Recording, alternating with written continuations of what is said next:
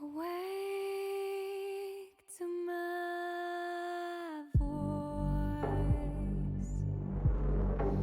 and hear the call within.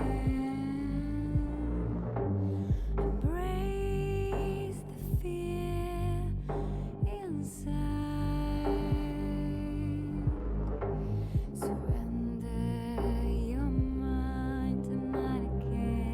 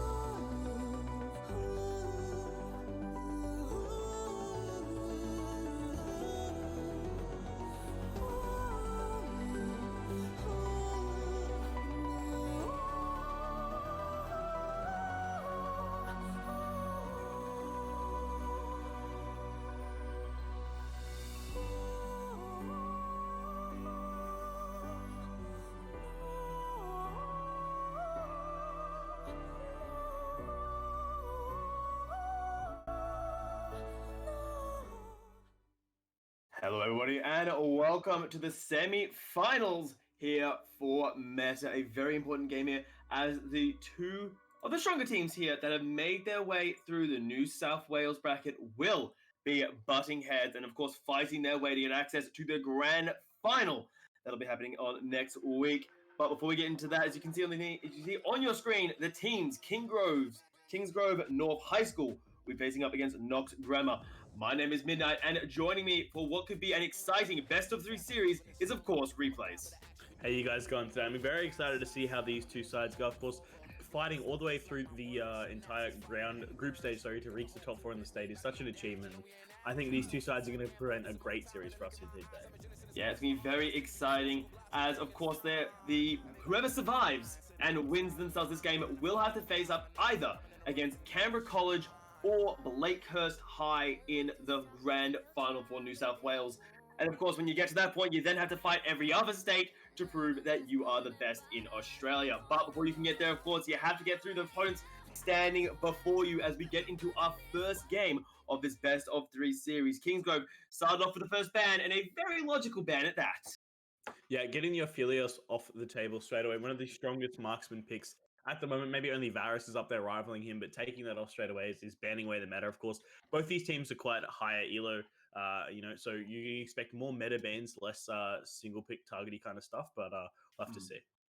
Yeah, on the other side though, Knox Grammar, they know exactly what they're getting rid of here. The Tryndamere, a very targeted ban coming in there. So basically saying, okay, you can ban what's meta, we'll ban what we know you're good at here. As second ban, once again, coming out from Kingsgrove, very aimed at what is considered one of the stronger support picks in the meta right now. Yeah, I mean, Nautilus, one of the strongest supports at the moment. Been up there around with Yumi and, of course, Leona fighting around too. Lulu looks like will be the next ban too.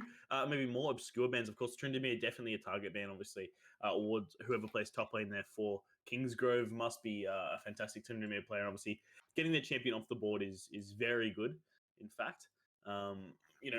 Targeting at those single player champions, exactly when you're doing these amateur kind of leagues. Lulu as well is a big threatening pick, especially when you pair it up with some of the more proactive late game AD carries can be a very dangerous pick, or if you put it in the mid lane too with a hyper carry jungler. So just taking options off the board here are Knox Grammar taking everything away from the Panda squad coming from Kingsgrove. And the Rengar taken off as well. That assassin can get out of hand, and I think I've seen Panda do it, but there are a few things that have slipped through the cracks here. Replays, Syndra is one of them. Despite the nerf that she got in, I think, this particular patch, she's still considered one of the stronger middle lanes here. So Panda very happy to grab that for his mid lane.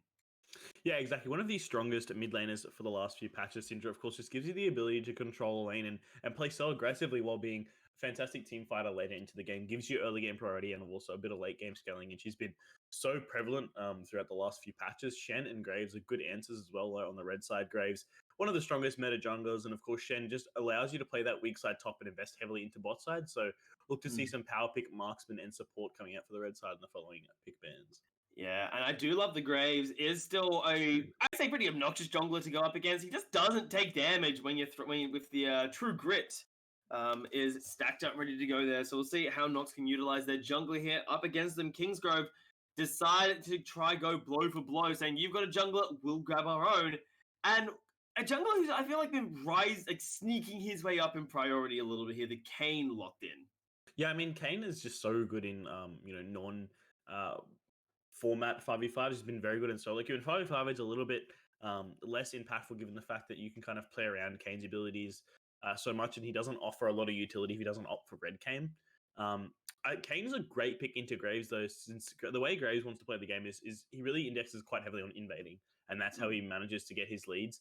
You see they've also locked in the Talia, so we'll obviously offer the support with her ultimate, and of course being able to push that wave in versus the Syndra to give Graves the priority to go for these invades. But against something like a Kane is one of the fastest jungle clearers. Maybe only better than Shyvana is probably the only one that can maybe compete, or Nidalee too, which is obviously in the meta at the moment. So if Kane can power clear his jungle fast enough, Graves might be able to invade as heavily. And Kane also beats him in the 1v1 early on before, of course, you said yourself, gets that True Grit stacked up. So a good pick to kind of deny some of the stuff that makes Graves such a strong jungler. Yeah, and we'll see the impact he can have coming through here as the final second round of bans are coming through here. and aimed quite differently. Although that Fizz ban is a little bit odd here from Kingsgrove because we see the Shen and we see the Talia. Shen isn't typically played as a support much anymore. So unless we're expecting this to be a Shen top lane, so it'll be very interesting to see. Maybe Kingsgrove have misread the situation a little bit. We'll see there. On the other side, double marksman ban taken away by Knox makes a lot of sense. But there are still some of these really strong marksmen that are, hiding away, despite, the fact that Misfortune and Aphelios have been taken. Because Ezreal, I think, is still classified as one of the strongest marksmen right now. Yeah, Ezreal and Varus are still available. This could potentially be a Talia flex too. Could be Talia bot lane. Although with the Blitzcrank now locked in, it's a little bit less likely. I mean, it still has decent synergy with the Warped Earth, and of course the Rocket Grab will be able to trigger those stones there. But that Ezreal that you just mentioned before, look like will be picked up here on the blue side. Quite a strong duo lane, Ezreal Nami. Nami, one of the strongest enchanters for a while, and kind of because she's a bit of a jack of all trades. She similar to Thresh in the style where she has multiple different play styles. She isn't just a sit back and heal you, is not just engage support, kind of is able to do both quite effectively, which is why she's so strong. And paired with the Ezreal, one of the safest AD carries in the game, it looks like the blue side here will be playing a little bit more towards their top and mid side. Of course, having Kayn as well isn't a particularly proactive jungler, so look to them to pick something that's a little bit more scaling, especially into something as easy as a Shen. Something like a Kale could be a great pickup here for the blue side. Yeah, Kale, she has been rising in priority around the world, but they decide, you know what, we need a bit more beef in our front line. The Ornn locked in here for Kingsgrove, and of course the hidden buff of the ornaments will be coming into the future as surely not. I mean, could definitely be an alternate kind of style here with either the Vel'Koz mid or Talia in the bot lane. Of course, if you do your research, you know exactly what your champions are going to play. It looks like we've got AP bot lane, which makes sense given the fact you've gone for Graves. You've still got that marksman threat in your team. Might be a little bit easier for some of these champions to index out of armor. But I mean, especially if you think about Ezreal here too. It does go for the Iceborne Gauntlet, so part of his build. So it's not going to be an item that's as effective anymore. And Ezreal is something that definitely is going to struggle to build up some magic resistance and is a little bit harder to index towards that kind of resistance. I mean, across the board, they're going to be quite tanky otherwise, but yeah, that double AP threat's going to be very effective in that early game. And I have not seen a Vel'Koz in a long time. And up against who is, Vel'Koz is this really weird sort of anti-mage, I'm going to hit you from a distance sort of style. How is this going to go up against Syndra? Because Syndra, typically, she likes to get level 6, she stuns you once, and then she slaps you with the R button, and you typically just end up dying. Is Vel'Koz any safer in that sort of matchup because of the additional range, or is he still just going to suffer the same fate as every other mid laner right now? I mean, I had mad PTSD about the Vel'Koz. I was playing Clash last weekend, and we got smacked up by a Vel'Koz Wukong combo, where every team fight they just ult in and use both their ults, and you just get deleted by the true damage on the Vel'Koz ultimate. So, if they're fighting in a final, Vel'Koz is one of the most effective team fight champions, but suffers from that lack of mobility in the matchup against Syndra particularly. He could struggle quite a bit, but with the fact that there's not an aggressive jungler, I think if there was something like a Lee Sin or a Jarvan even out of Panda, there's 3 pandas, so just the blue side in the jungle role instead of a Kayn, potentially could see something a little bit more threatening. But given the fact that that isn't the case, I think this Syndra is going to really struggle to have any opportunities onto the Vel'Koz. Of course, having that shorter range, and of course Vel'Koz being one of those artillery mages that sits so far back and pokes out with all his abilities, it's going to be very difficult for Syndra to really look towards any solo kills. And overall, the lanes here for the blue side aren't particularly good at ganking or really good at influencing the map at all. Well, see, because Kayn, he likes to sort of, as you said, skirmish, because of course you really want to accelerate yourself into either of your forms. Of course, Rast is red Kayn or Shadow Assassin, the blue Kayn. Now, you talked about before, I like consistency with my junglers. I like my junglers to be, they don't have to be outstanding, but I like them to have a positive impact. Now, both of those styles have very different impacts. Do you think that Kayn will be going a bit more towards the Shadow Assassin build? Because there's only one real tank on the side of Knox, which is the Shen. Yeah, I mean, especially given the entire enemy team, it's going to be a lot easier for him to stack up the blue Kayn or that Shadow Assassin form. So, I mean, I do think he'll be going towards that Shadow Assassin. I personally, with my opinions on Kayn, I think red Kayn's just better in all circumstances. But I mean, against here, he's definitely got 2 easy burst targets in Talia and Vel'Koz. Graves could be a little bit more difficult. Once Graves gets that death stance, and of course the Black Cleaver 2 is going to be a little bit harder to one-shot and the Assassin form. But, Vel'Koz and Taliyah are both quite effective targets. I mean, you'd expect them to go towards something like the Zhonya's, which could, potentially counter out what Kane wants to do. But, I most likely it will be a blue Kane unless he heavily focuses towards ganking the top side. However, I reckon if they were going to play towards this top side and try to focus on the red Kane, you would have gone for a more aggressive top laner and not something like an Ornn. It's a bit harder to set up. So you would look along, well, I wouldn't say Kale. Would you look more like along the likes of a Jax or a Darius, perhaps? Then, if Red Kane was really the idea here for Panda, maybe a Nasus too, right there. I mean, I wasn't gonna. You say for an aggressive lane, Nasus isn't an aggressive lane to Shen. It's looking at Shen being like, "Buddy, you've got 20 minutes to put me in the dirt, because otherwise, I'm coming for you with my Q, and it's not going to be nice for you." Well, I mean, you mentioned Jax and Darius, and the only one out of your shampoo that's missing there is, of course, the Nasus itself. So I was just completing off the little midnight trio up in the top side, but something a little bit more like a set, I think, would have been really effective into the Shen. Maybe even a Mordekaiser too could have done quite well up on the top side. But I mean, I did say they were going to be looking towards more scaling, and especially into that Shen, you're allowed to scale quite freely. So there's a good chance Ornn just sits up here, absorbs as much EXP as possible, and just tries to rush towards those ornaments. And I think it's still quite a decent matchup into Ornn too. Has the ability to into the Shen. Both of these tanks are actually some of those tanks that actually have a lot of ability to trade quite heavily and to play aggressively versus each other. Shen, of course, with his Q password, gets a lot of max HP damage, and of course against a tank is quite effective, as well as Ornn with those triple Ornn proc combo where you can 1-0 you from 700 health. So I actually think this top lane, as much as on paper it's a tank versus tank matchup, is probably the lane that's going to be the most interactive out of all of them, other than maybe this bot lane with, of course, the Blitzcrank Taliyah combo. Yeah, I was about to say, you're saying that's going to be the interactive lane. I'm seeing an assassin in the mid lane of Syndra, and I'm seeing Blitzboy in the bot lane, who just... It always seems to be the moment you stop paying attention to the Blitzcrank is when his hook finds you, and you're like, God damn it, not again. There goes my flash. There goes all of my summoner spells. I think it's a 50-50 if the Blitz lands the hook, it's going to be an interesting lane. Otherwise, if he's going a little bit misguided with those rocket grabs, it's going to be a little bit more difficult for him to do much down there on the bot side. Yeah, now, as we come into this game, there is some interesting things coming in terms of keystones and summoner spells, which I think we can look at and discuss a little bit as we're loading into, of course, the first of this best of 3 series. And the one that catches my eye the most, the Jungle Panda, because of course there are 3 pandas on Kingsgrove, is running Dark Harvest. Now that pretty much tells us that he's very much leaning towards the Shadow Assassin blue Kane that you were talking about earlier. Yeah, exactly. When you're playing that blue Kane there, you want to have this extra damage, and generally if you're going for red Kane, you're going to go for more of an aggressive kind of style where you're playing, more towards that Conqueror, something that can let you stay in a fight for a lot longer, which is exactly what you want to do. But when you're looking for, Electrocute or Dark Harvest, it's one of those ones that, you're going to want to do. All right, sweet. Well, we'll see how he's able to do that as we are getting into the first game of this best of 3 series here for, of course, the New South Wales semi-finals, Kingsgrove North and Knox Grammar hitting the Summoner's Rift for the first time of the day. And I'm very interested to know, replays, Mitch, either or.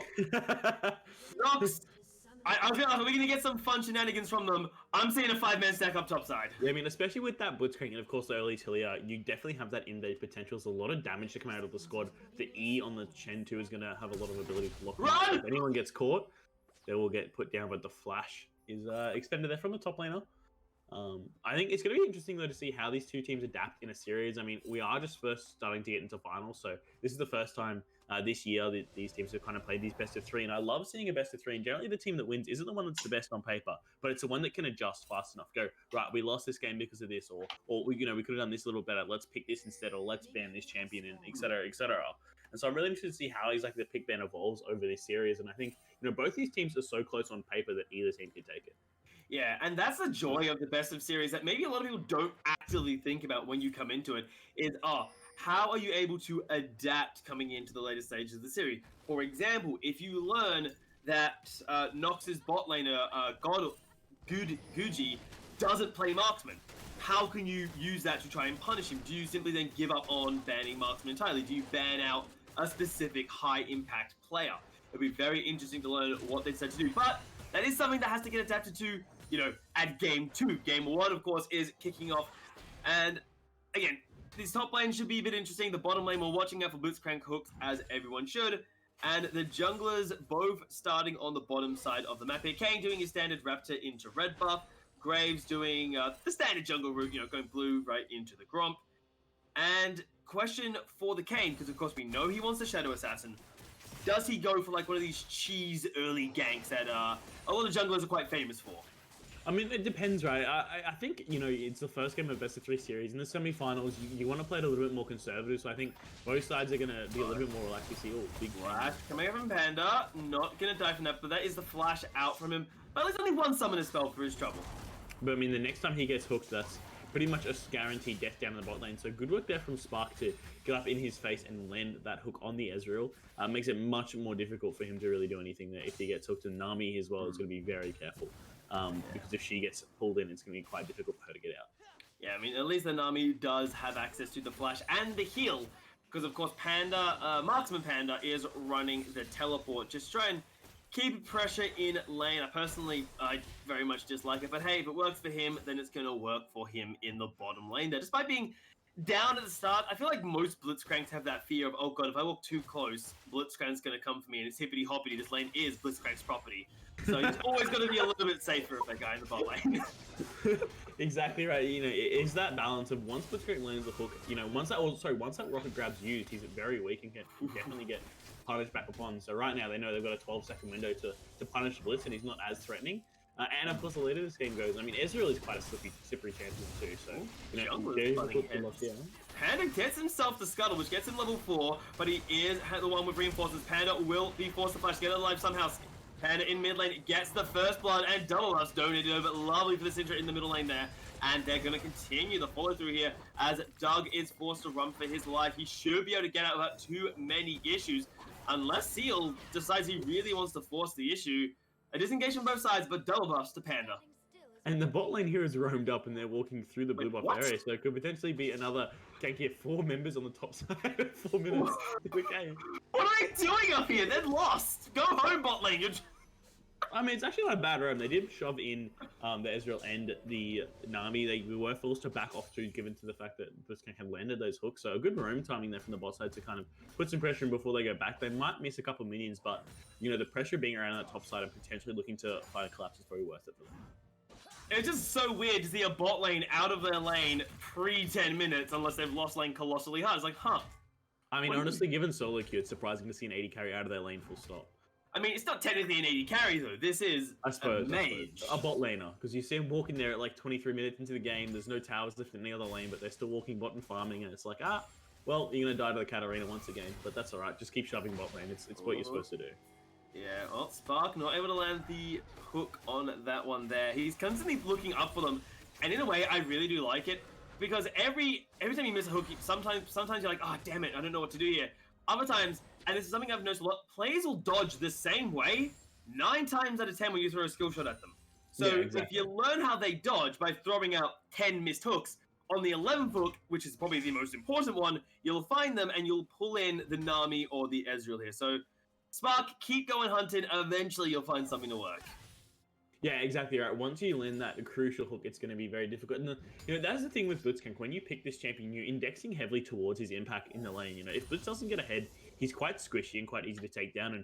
And when he hooks someone in, later into the game, if he ends up hooking in this Kane or whatever, the later it goes, he could potentially be killing the Blitzcrank as he hooks him in it and kind of be a reverse death sentence per se for himself. So obviously it's very dependent on those champions, and so it is still important he's getting a lead in this lane with the pick, otherwise it becomes a lot less effective. The gold post there with that one though. Ooh, nice damage down on Panda thanks to the seismic shove, but Goody needs to be careful. Blitzcrank, I remember someone telling me once that Blitzcrank is like a really bad Thresh, and the biggest difference is that he's not nearly as good at kiting or like peeling as you think he is in game. So he's going to have to be a little careful every time he misses those hooks. So far, they haven't been too heavily punished. Only a 10 CS advantage. And that honestly more came from the roam that we saw coming out of Knox's bot lane as opposed to anything else. Yeah. As it looks like they're roaming once again. This time, Dragon might be in their sights this time, however. Yeah, I mean, the early Dragon stacking is such an effective thing early on because getting that soul is so crucial. Or even just having pressure for the soul. Once you get 3 Dragons, it just means the entire enemy team home. Yeah, got hooked in. Panda is going to get taken out in the middle lane thanks to that life form disintegration ray. That's 2 members down on the side of Kingsgrove as the Dragon is started up. And That will be Knox. Again, 2 kills and a dragon to boot in this early game. Then looks like on the top side, Shens is losing these trades quite heavily too. So blue side ahead all across the map there. Of course, it were victors too in that early skirmish at the very start. So, you know, looking a lot stronger here for the red side to kind of push into the rest of this game. And of course, having that little bit of scaling too on their side is not going to hurt at all. But I think the later this game goes, the more and more this blue side comp is going to come online. Of course, with the ornaments, with the Syndra in the mid lane. Of course, having an 80 carry is a big difference too. Provides quite a bit of scaling. You know, Talia herself has a bit of a cap in terms of how strong she's actually able to get. And I mean, Vel'Koz has some decent scaling later into the game too, but I think, you know, with all the threats and the engage that the blue side has, it's going to be very difficult for them to actually set up in the backline and play quite safely. Exactly. I mean, how is he meant to stay safe when, because of course, when you access the Vel'Koz ultimate, that Lifeform Disintegration Ray, you become a stationary target. Now, I know at least 2 people on Kingsgrove's lineup that look at a stationary target up and they just start watering at the mouth. We'll come back to that in a second as Panda seems to be a little bit caught out of position here.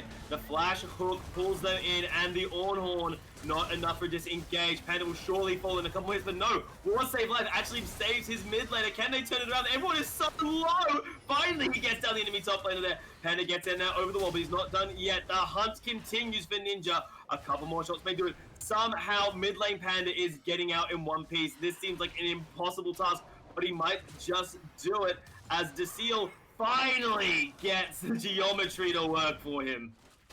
Yeah, I mean, setting up in math class, math B, that's coming up very soon. He's got his protractor out. He's like, oh, my math kit's here. Let me land that one real quick for you.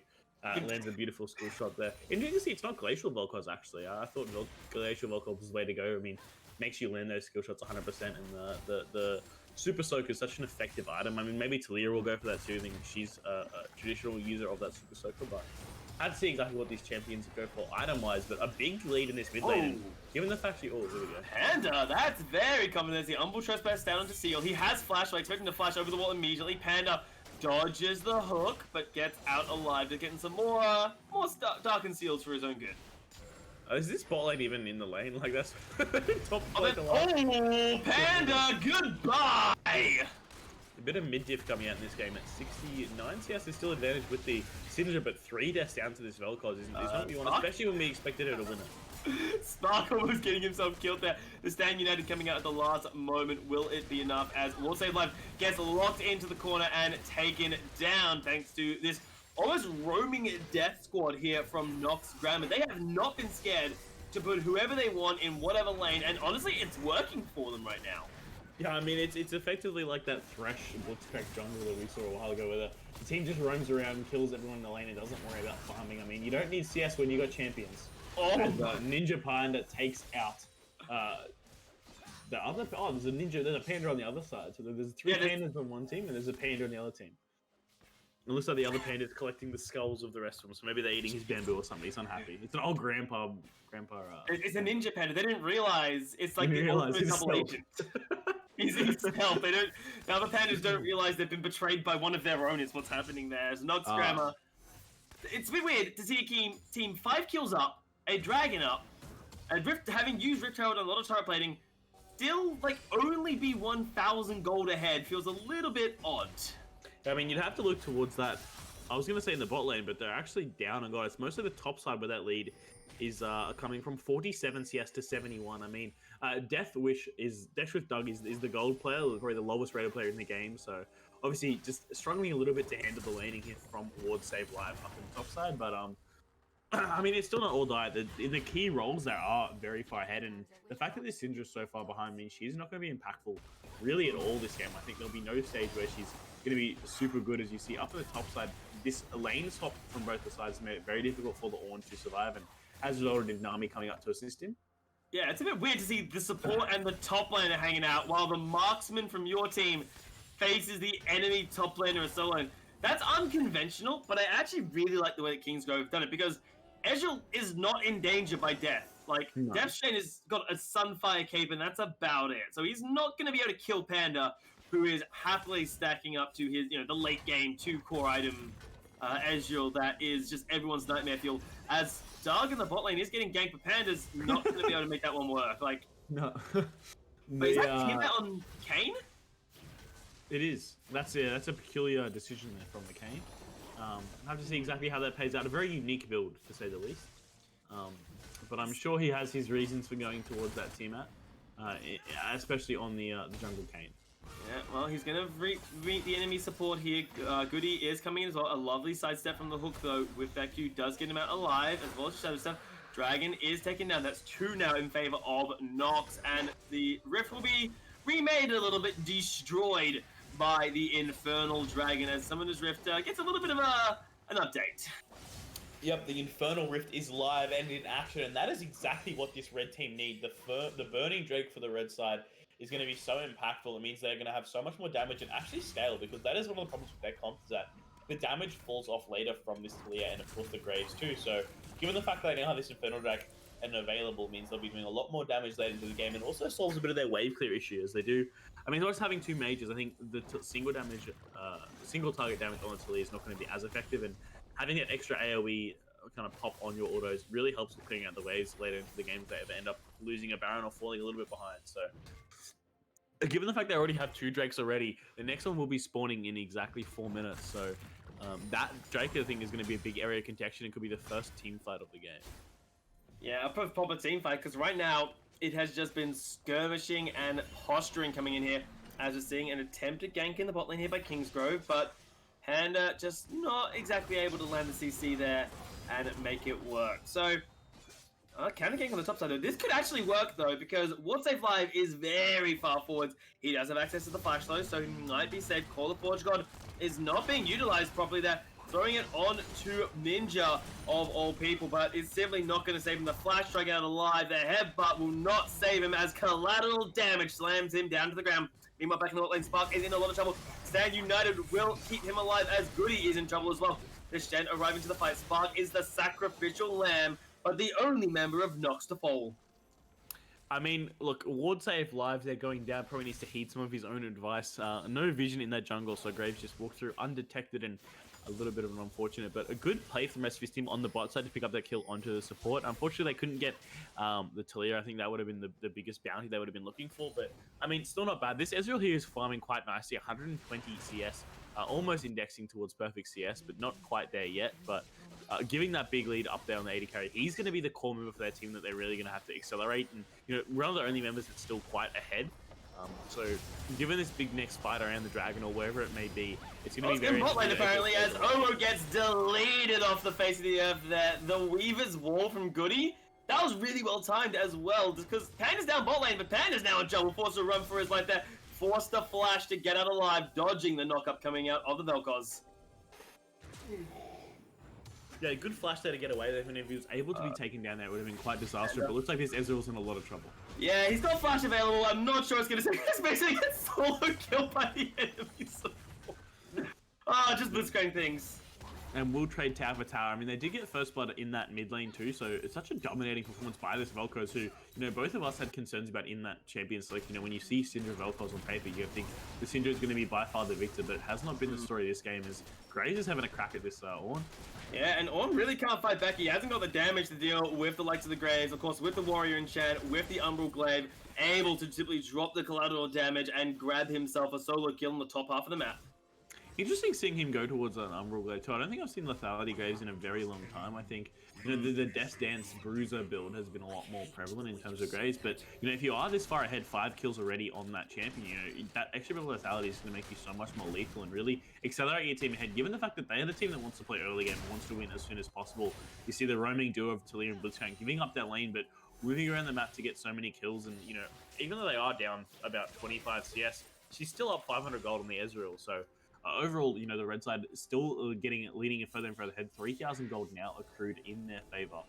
And the Rift Herald as well, the second one that's going to be picked up by the Graves in just a second, is going to make it a lot more difficult, as Blue Cane has also been completed here.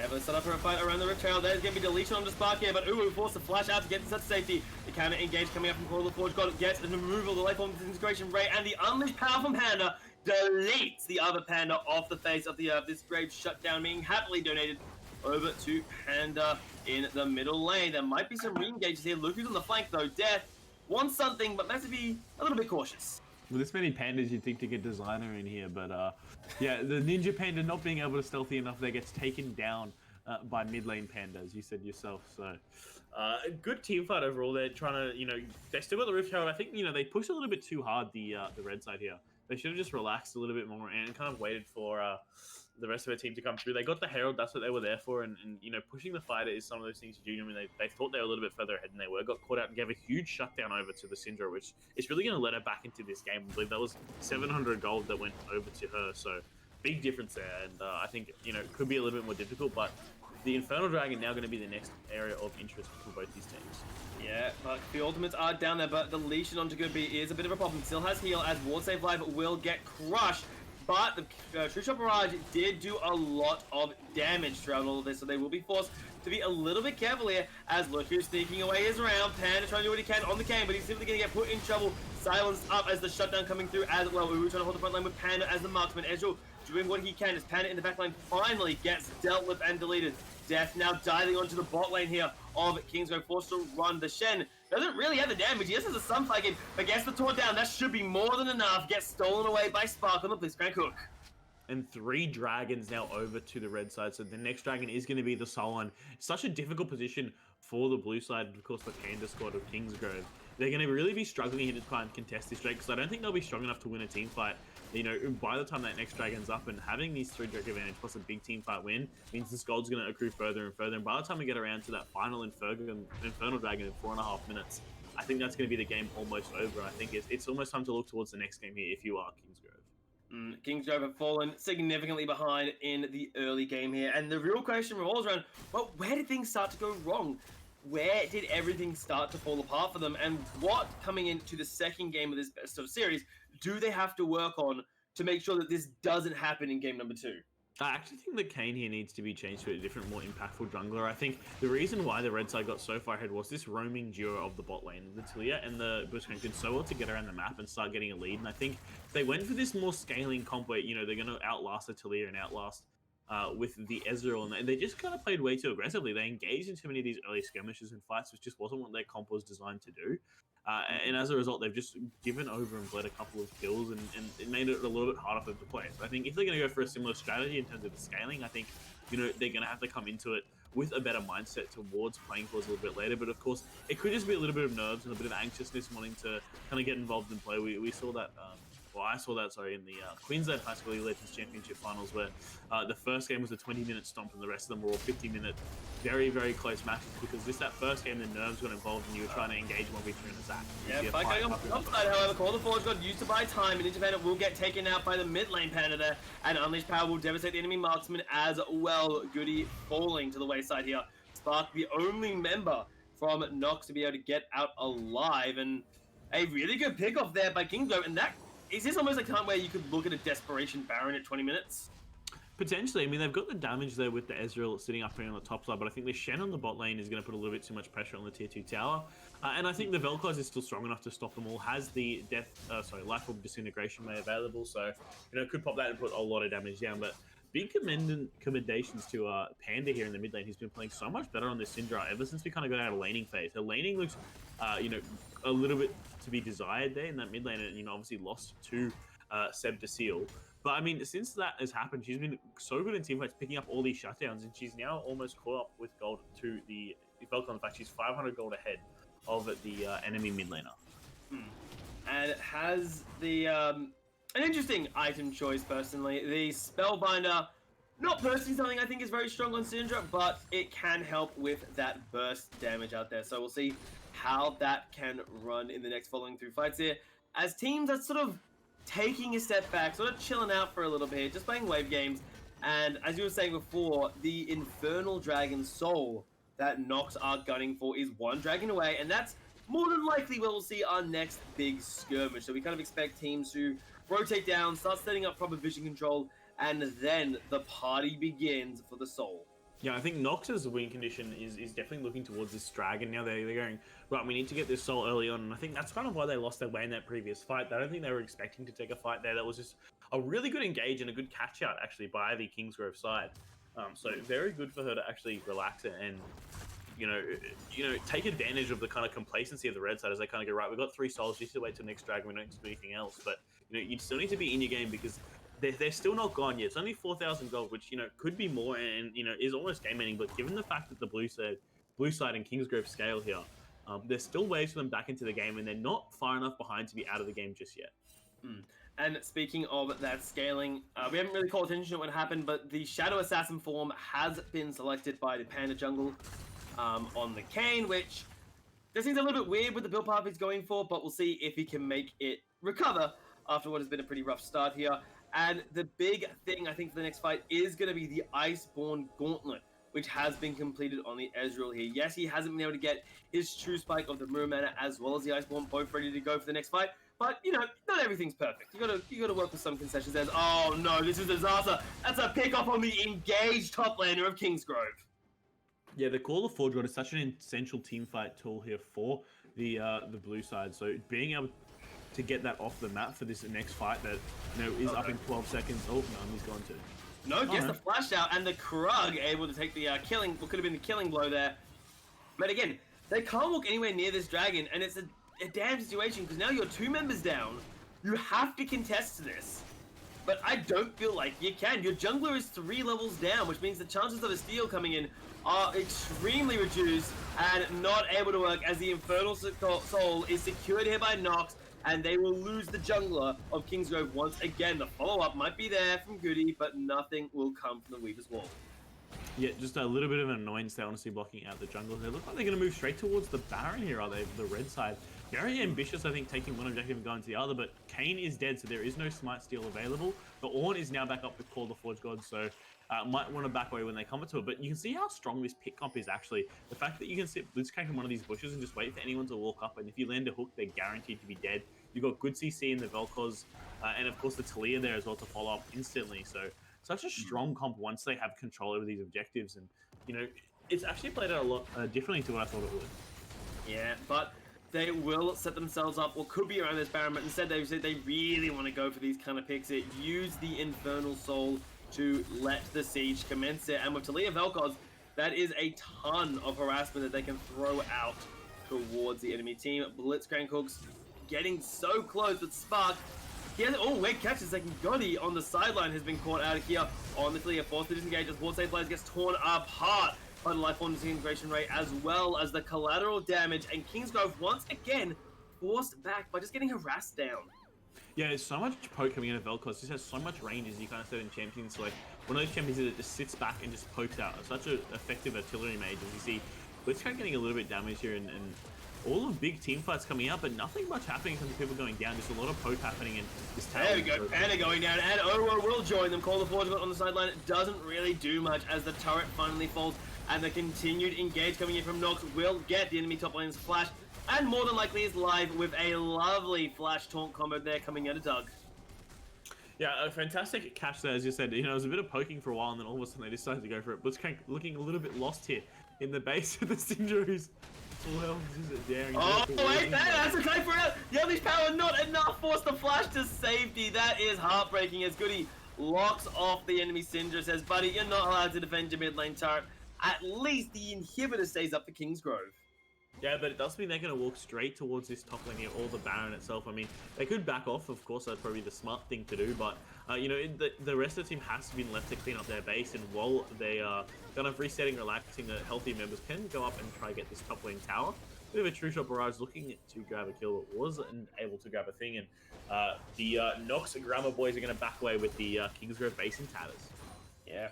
And it could just be an idea of, okay, let's recall, let's get our gold, and then let's look at the Baron, because all the members from the side of Knox are, or at least were, sitting on around about 2,000 gold. So more than happy to get back to base, spend it off, and grab yourself some nice key items here. The Talia, when she decides to recall, of course, has her Zonias, has her stopwatch, more than likely going to go a bit more towards there. I was going to say Morello Nomicon could work. I was thinking also Leandru's Torment.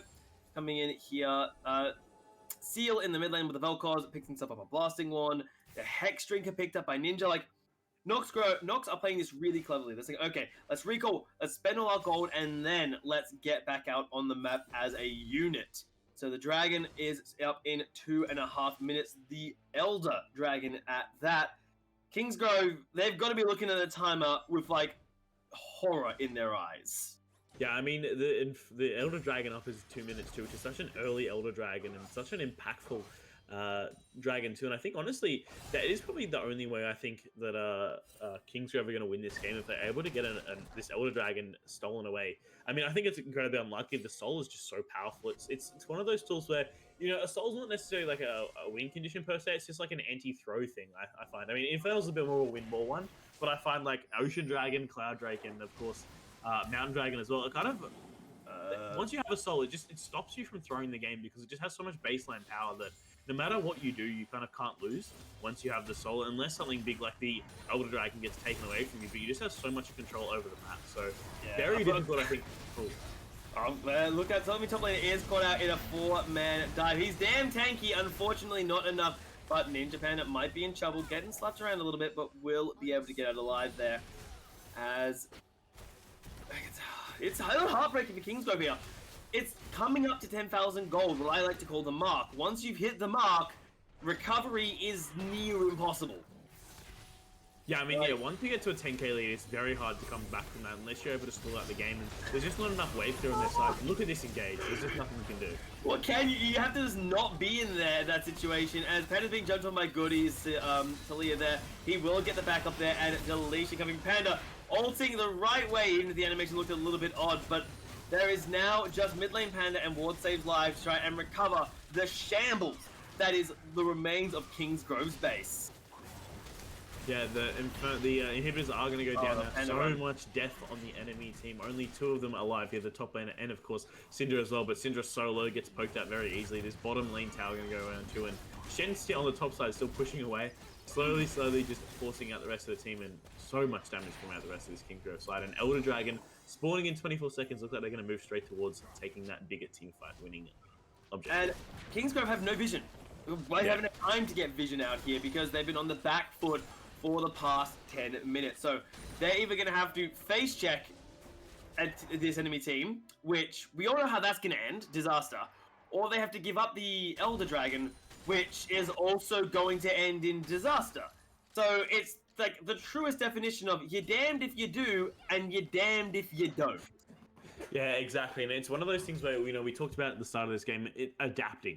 What kind of things I need to do for next game. I think honestly, the game plan wasn't that bad. I think just the fact that this Blitzcrank was really just a coin flip. If Blitz was playing well and landed his hooks, the red side wins. If he's not playing as well, misses some of those hooks, the blue team is eventually going to win too. So I think either way, it was a bit of. It wasn't necessarily a draft issue per se. I mean, I think the Kane could have been a bit of a different champion that could have influenced the map a little bit differently, but I think Panda in the mid lane just died way too many times 1v1. I think there was a big difference in the way these two played their champions in the mid lane. I think when you're looking towards this second game, if you are Kingsgrove, I mean, it's so hard to reset mentally as well once you've been, a loss of this fashion where it's just such a domination where there's just nothing you can do.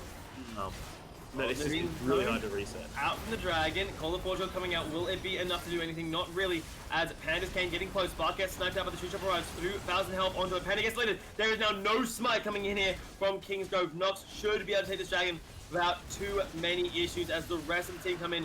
Elder is now secured. Doug going forwards. Can he get the damage out? Scalability from Panda will not do much as Ward Save Live, the sacrificial lamb for his team, is taken down. Goody also gets a lovely double Zhonya's combo there out from Muo, who forced to run for the light, will fall as well. A triple kill for the Panda in disguise. And a disaster for Kingsgrove because not only do the enemy team have Soul, not only do the enemy team have themselves Elder Dragon, the base is already in shambles. Yeah, and the super minions coming through aren't going to help it at all. I actually love the Elder Dragon animation. It's probably my favorite thing about League, being that big dragon just come out and shoot a big... I don't know, is it laser beam? Is it fire? Like, what is it? Oh, it's death is all that Kingsgrove need to know. As the base is falling apart. One Nexus Tower falls. The second will join shortly after. The Nexus exposed. And the first game in this best of 3 series will be going in favor of Knox Grammar. A dominating performance for the first game in this series. Yeah, a huge win, 30 kills to 8, 15,000 gold ahead. I mean, when you end with an Elder Dragon at 30 minutes, it's been a very quick victory and really well played from everyone on the side. I think the bot lane duo roaming around had such a big difference. And I think, that was one of the biggest differences in this game. And I think looking towards this second game, I think, It's definitely still not one of those series where you go, one team's just clearly much better than the other. I still think there were signs of brilliance for both. I think there was just a bit of an issue. I mean, especially the build path on the Kane was just delayed his power so much. Getting that team out when you don't need it, you have such good wave clear with your Q and E. Not wave clear, sorry, jungle clear with your Q and E. That you just don't need that extra AOE of the team out. And I think that's just 1400 gold that could have gone towards getting that warrior enchant earlier. And I mean, I think the Kane is the big area to improve. And I think also down on the bot lane, I think the Nami just didn't really do much this game into that Blitzcrank. I think there was no difference there in the support role, and there was no justification for picking Nami over something a little bit more meta like a Yuumi. Yeah. I mean, you can also look on the opposite side. They could look to try, you're looking in a Blitzcrank, which is an engaged support. Why would you could try and match it with another engaged support, something like the Leona, or could even look at like an engaged denial, something like the Morgana, if you're not comfortable playing the engaged supports there. So Kingsgrove have a lot to look at coming into the second game of this series here, as Knox Grammar sitting 1-0 here are ready to try power their way through the semi-finals here, the New South Wales series. Guys, don't go anywhere, as the second game should be starting in just a matter of minutes.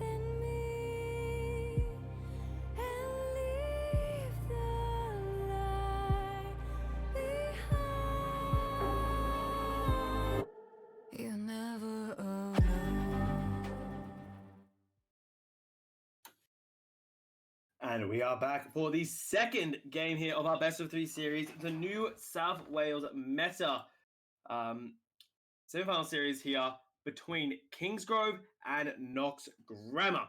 My name is still Midnight, and I am still joined by replays for what could be a 2-0 series if Knox Grammar continue to play the way they played from game number 1. Yeah, it was a very impressive first game here by the Knox Grammar side. A swift 30-minute victory, which was pretty much dragons of the story of that game. The Infernal Soul was secured at 23 minutes, the Elder Dragon at 28, and from there it was a simple walk down midlane to take out the game. And I mean, a bit of a role swap here coming out of Kingsgrove, the Panda squad. Panda from the jungle has swapped to the top lane, and Ward Save Lives will now be your jungle for this next game. So changing it just around a little bit here, but I mean, both these sides are quite close. And I think the first game was a little bit more of a not so much draft or just wasn't a real way for Kingsgrove to really push their leads or even get leads in the first place. And they just had a little bit too passive their team comp. They had Nami, Ezreal in the bot lane, they had Syndra in the mid lane, Ornn in the top side, and it just wasn't anything to really get going and play aggressively. So as a result, they just kind of lost through the fact that their champions weren't able to do anything. So I hope they pick something with a little bit more early game prowess in this game, but that's the only way they can adjust. But Trinity, a similar ban to the first game, and Shen, a target ban taken away, played so effectively by Death Wish Doug up in that first game. Yeah, and looks like Kingsgrove are doing the strategy of whatever beat you in the last series, just get rid of it now. At least force the enemy team to show something new. It's not. It depends on who you ask. Some people say it's a good strategy. Some people say it's a panic strategy when you don't know what to do in a best of series. Personally, I'm a huge fan of it. I think it's at least forcing a different dynamic out of your opponents there, and we'll see if it's able to make something work there. But look for the bans. The likes of the Aphelios is left untouched. Syndra also going to be more than likely available here, because I almost expect a Vel'Koz ban coming out here, because it did cause them a bit of problems last game. So yeah, exactly. I think the ways to go is ban out the things that cause you problems and adjust accordingly, right? I mean, I think the Shen ban was something that I probably wouldn't have gone through personally, but the Blitzcrank ban, I think Blitz was definitely a big factor in that game. I would have banned out maybe Talia, or I mean, they've gone for this Graves too. So obviously they thought the Syndra, obviously, and not the Syndra, the Talia and the Vel'Koz weren't the biggest problems that game, and so obviously opting to get rid of everything else. I think Graves was piloted so well by Ninja Panda in the last game, but Olaf, an even stronger, similar jungler, being locked in for Ninja Panda once again. Very strong pick initially. Yeah, looking for these fights, but he doesn't scale as well as the Graves does, so we'll have to see a bit of a different dynamic coming out of Ninja Panda here in this game from Knox Grammar. Up against some Kingsgrove, do they want... I don't think you can risk taking the Syndra here. Despite being one of the strongest mid laners right now, you just can't risk it, because you know that Vel'Koz is waiting to catch you out. And so instead, we see a different jungler come out here, the Jarvan, and honestly, I really like it. It's a lot more impact coming in than what we saw at Kane last game. I think Syndra here is fine once again too. I mean, I think you should always pick mid 5th. No matter what side you're on. I think mid lane's such an important role, and the most important role in the game, and it's so important to have a champion in mid lane that can at least go even with whatever you're up against. If you're not getting beaten, I think you should definitely go for something that can optimize against it. I'm not a fan of this Nami pickup. I think it was piloted quite poorly in the previous game, and I think it was one of the areas where they could have improved. But Leona, Talia, once again, an aggressive bot lane coming out of the red side. I'm assuming that Talia is going to go to Gooch, once again in that 80 carry role. So very effective bot lane. I think honestly Talia Leona could be even more impactful than the Blitzcrank the last game, given the fact that Leona's CC ability is a lot easier to hit, I think, than the Blitzcrank hook. And if you pair that up with the Talia in the bottom lane, it's very easy to land the full combo there. The seismic shove on top of what I just call the Toblerone minefield, because you can't miss a skill shot if they're standing still, in theory. No, you can't. I've seen players still management in my games, and I'm unsure how. But I was about to say, Mitch, I'm pretty sure I've seen you miss some stuff when the people are standing still. I'm just saying. No. We used to play a lot. No, I think you're delusional. I think you're someone else. I don't know. I see a lot of Zoe Sleepy Trouble Bubbles there, as we do see from Kingsgrove looking in a different bot lane this time. A bit more, I'd say, aggressive and proactive there. The Kai'Sa could be quite interesting. And there it is, the Vel'Koz on the ban list. I think it was a mandatory thing. It caused a lot of issues last game. Yeah, I think Panda just was completely unequipped to deal with that in the mid lane. I think just definitely not the way to go. Leaving that pick up, and interesting to see Cassidy bend out as well. I think Cassidy is something you kind of invite them into picking, but I don't think they would with this comp. The one thing I'm surprised we've seen no priority on Yumi this entire series. Probably Well, the strongest support, even though they did get a nerf. I don't think the nerf did much to kind of curb her power. I still think when you pair up with champions like Olaf or like the Kai'Sa, she's just so powerful, and I think it's very difficult, really, to leave that champion out of a pick benefit. I mean, I personally, and this is just my thing, I played her once, so it's not a great sample size, but she doesn't feel like she has as much impact because of the change to her E, which gives to like 15% of her mana is a cost every time you use your E. It's just a lot harder to be as much a heal bot, I suppose you can say, as you were. So, we do see different styles of supports coming out, getting engaged out of the Leona and versatility out of the Nami. But the mid lane from Panda, he's throwing down a challenge, saying, "Let's go. Whatever you've got, Seal, I will 1v1 you with this Zed." Actually, they just pick Echo, and then Zed picks it's just done. If they pick Echo, I don't think there's any way that Red Team wins. Is that a Scion mid? Maybe, or it could be Mordekaiser mid too. I mean, Zed is a quite an interesting pick, especially in a team game like this. Zed just really relies on getting fed and getting ahead, and especially because you've locked it in blind. I understand picking it fifth, but picking it now is giving them the opportunity to counter it with these two tanky members, which Zed is never going to be able to kill Leona, Scion, Mordekaiser, or Olaf. The only one he's ever going to be able to kill is this Vayne. Sorry, not the Vayne, the Talia. You know, and if that's the case, it's Talia's going to get her Zhonya's, and then Zed's going to be basically useless. Yeah, this Zed feels a little bit ambitious. The Vayne is also an interesting one here. So this is Vayne top lane. I mean, if it's Scion top, it's good, but into Mordekaiser, I mean, obviously early on is going to be very impactful, give a lot of poke, similar to the Kalista top. It's just so uninteractive, just able to really control the lane. But Mordekaiser has the ability to drag you into the Death Realm, and I think once you get pulled into the Death Realm with Mord, it's not going to be a fun time for you. So I think, you know, especially he's going to rush Tabai, he's going to start getting his normal items anyway. So I think it's going to be a big inconvenience for the Mordekaiser. But there is a big rank difference, a gold 2 versus a diamond 1. So, you know, it could obviously see something else going up towards there. I'm assuming Ward Save Live is going to be optimizing heavily towards this top side and getting this Vayne ahead. Yeah. But I think neither of these drafts have a lot of scaling later into the game. I'd say probably Kai'Sa gives you that edge. But I mean, if Googe on this Talia plays as well as they did in the last game, I think, you know, it's going to be that one of those games where Talia and Leona are going to roam around the bang bros and just rock around and show up to your lane, kill you, and leave. You know what I mean? So Yeah. could be a little bit difficult, especially with Olaf as well. I mean, Olaf very similar to the Graves, but honestly, I'd say a little bit stronger. Just so fast when he's able to clear the jungle. I mean, doesn't have anything to kind of support him. He's been so strong because of the Yumi, able to jump on his back and made him basically unkillable.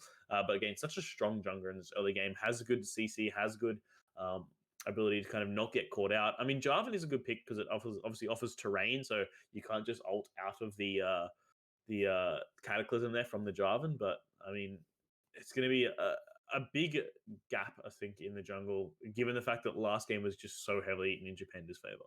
It was, but it might be a little bit different again, because again, it's a different man operating jungle for Kingsgrove here. It is Ward's Save Alive, the former top laner from the first game of this series. So we'll see if he has any better luck in the jungle than his teammate did, because of course that teammate rocking the Vayne up in the top lane there. I'm a bit worried when I see Vayne top lane, because not only does it nullify Kingsgrove having a tank, because Jarvan as a tank is good, but there's only so much he can do. Yeah. And the rest of the team comp really worries me, because it's not really drafted towards team fights because there's no tank. It's not really drafted towards picks because you haven't got a ton of easy lane crowd control. Like you've got flag and drag, and then like maybe if there was even a Morgana support, it would look very different. I mean, they've got a decent dive comp. If you got a top laner that kind of assisted with that, something like maybe a Camille. I mean, Camille's not really that good actually, but you know, or maybe I don't even know, like a Shen again. I mean, Shen was banned. What are the top laners that assist with dive?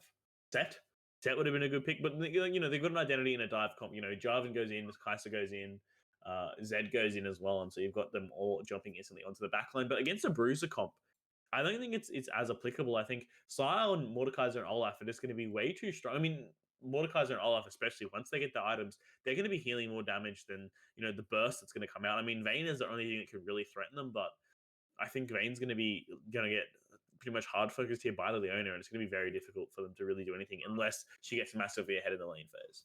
Yeah, Knox going to go Vayne spawning is what we're going to be getting in the later stages of the game. But Kingsgrove, if they can get ahead early, I actually think they've got a pretty decent composition to get and to stay ahead early because Jarvan can be super proactive with the ganks.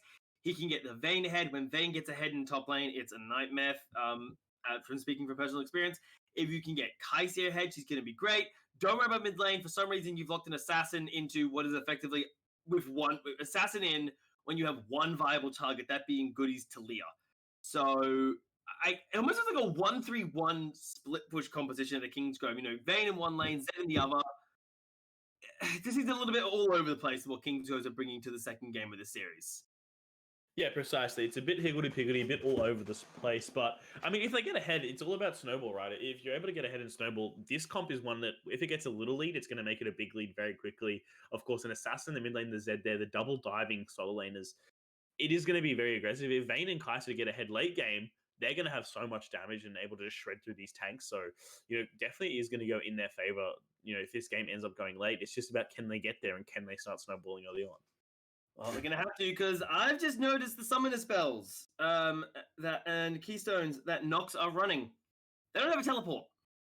No, So- they don't have a teleport, but I don't think teleport is especially effective, especially given the fact that Vayne itself is usually a problem in the side lanes. Classic Vayne spotting is seeing a Vayne run to a side lane by themselves and get instantly killed. I think Olaf, Talia have way too much chase down potential, and I think you don't want to be splitting. I mean, you still need that teleport, of course, to kind of join the fights earlier in the game, but I think Vayne's going to be pushing and have Mordekaiser shoved under town most of the game anyway, so I think in the early game, teleport's not going to make a big difference, and in the later stages of the game, I think they're going to mostly be grouped anyways. So I think you need to win lane if you're this, as much as you have the scaling in terms of Vayne and Kai'Sa. By the time they get scaled, I feel if you don't get ahead in lane, the game's going to be over before you're even relevant. Well, we'll find ourselves out as we are loaded into our second game of this series, and this is a sort of do or die for the side of Kingsgrove here because if they lose this, they're out. It's farewell Arrivederci coming out for them. So Knox not willing to give them the time of day. If we have any hope of seeing the third game in this series, they are going to have to be able to fight this back, and that may start in the early game here from both of these teams. So we'll find out. As again, early game shenanigans, you'd expect in a way for the Leona to be the champion.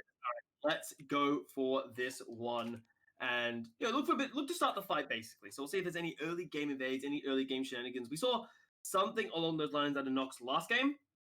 As we should be hopefully ready to go into this series, guys. Again, Twitch chat, let us know who you think will win this, Knox, Grammar, or Kingsgrove, as we are loaded into it, guys. The second game of this series, and what could potentially be the final one if Knox Grammar get themselves another win under their belt.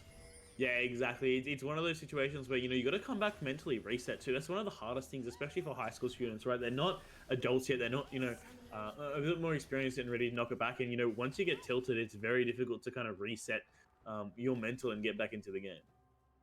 Yeah, we're seeing another bit of early shenanigans coming at it from Knox, setting up for a bottom side invade, but they've instantly been spotted out here. So really good adaptation from Kingsgrove saying, hey, level 1, they went for a cheeky invade. They forced our top laners flash out. Level 1 again, they may do it. Let's get some wards down and back the hell up. We don't want to contest this. So it looks like they're going to be willingly giving up their blue buff. Wait, what are all these recalls coming through? I think they're just sitting around. I don't think they know they've been spotted yet or not. I don't think they know they've been spotted, but of course Mordekaiser needs to reset, get up to that top side. Looks like a counter invade coming out of the red side as well. So Jarvan going to give up his blue and try to take the enemy teams as well. And of course the other side here, this blue team, I think the reason why they've been able to go for these really effective invades both games is because of the support difference. I think Nami is just such a weak champion early level 1, and even though Leona probably is one of the weakest level 1 champions, the fact that if she can get that the lance down straight away, followed up by Talia and Olaf, it's just so difficult for them to really do anything. And as you can see, it looks like both junglers will just trade blue buffs and look away. Yeah, although we're seeing Doug trying to overstay his welcome. Flag and drag doesn't connect here. The flash should not have to be used by Doug. One more hit. No, flash is out to get safety. Meanwhile, fighting the bottom lane. Panda gets CC'd up. Goody trying to do what damage he can. Ignite down on the Panda. Shouldn't be too much in all honesty there. And maybe a bit of over-aggression coming out of the bot lane of Knox. Yeah, I mean, you got to make sure you very careful there, especially given the fact that Leona is quite weak level 1. She needs, a secondary ability to kind of assess her going in. Leona is the champion that once you go in, you cannot come back out again. So without the W to give her that extra amount of tankiness, she is quite squishy early on, especially given the fact that Kai'Sa can stack up her passive, and good Q there from the Siren landing in. Zed's not going to have a fun time with this lane.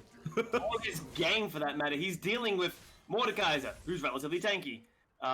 The Olaf, who's in his lane apparently, going in, ignite down, a couple more hits may do it. He's not going to be able to get the final damage down as that level 2 engage coming in from the bottom lane. Panda though slamming into Spark, a couple more hits may do it. Heal forced out as Seal, one auto attack away from death, but somehow is able to get out in one piece. Yeah, and the Ignite dropped as well in that mid lane there, so no summoners available for the Zed. Is going to have to be very careful if Olaf comes by for another gank. I think if he uses that Shadow Dash incorrectly, I think he can get caught out very quickly. The Zed is definitely immobile once that ability goes down. It's such a large cooldown on that ability too.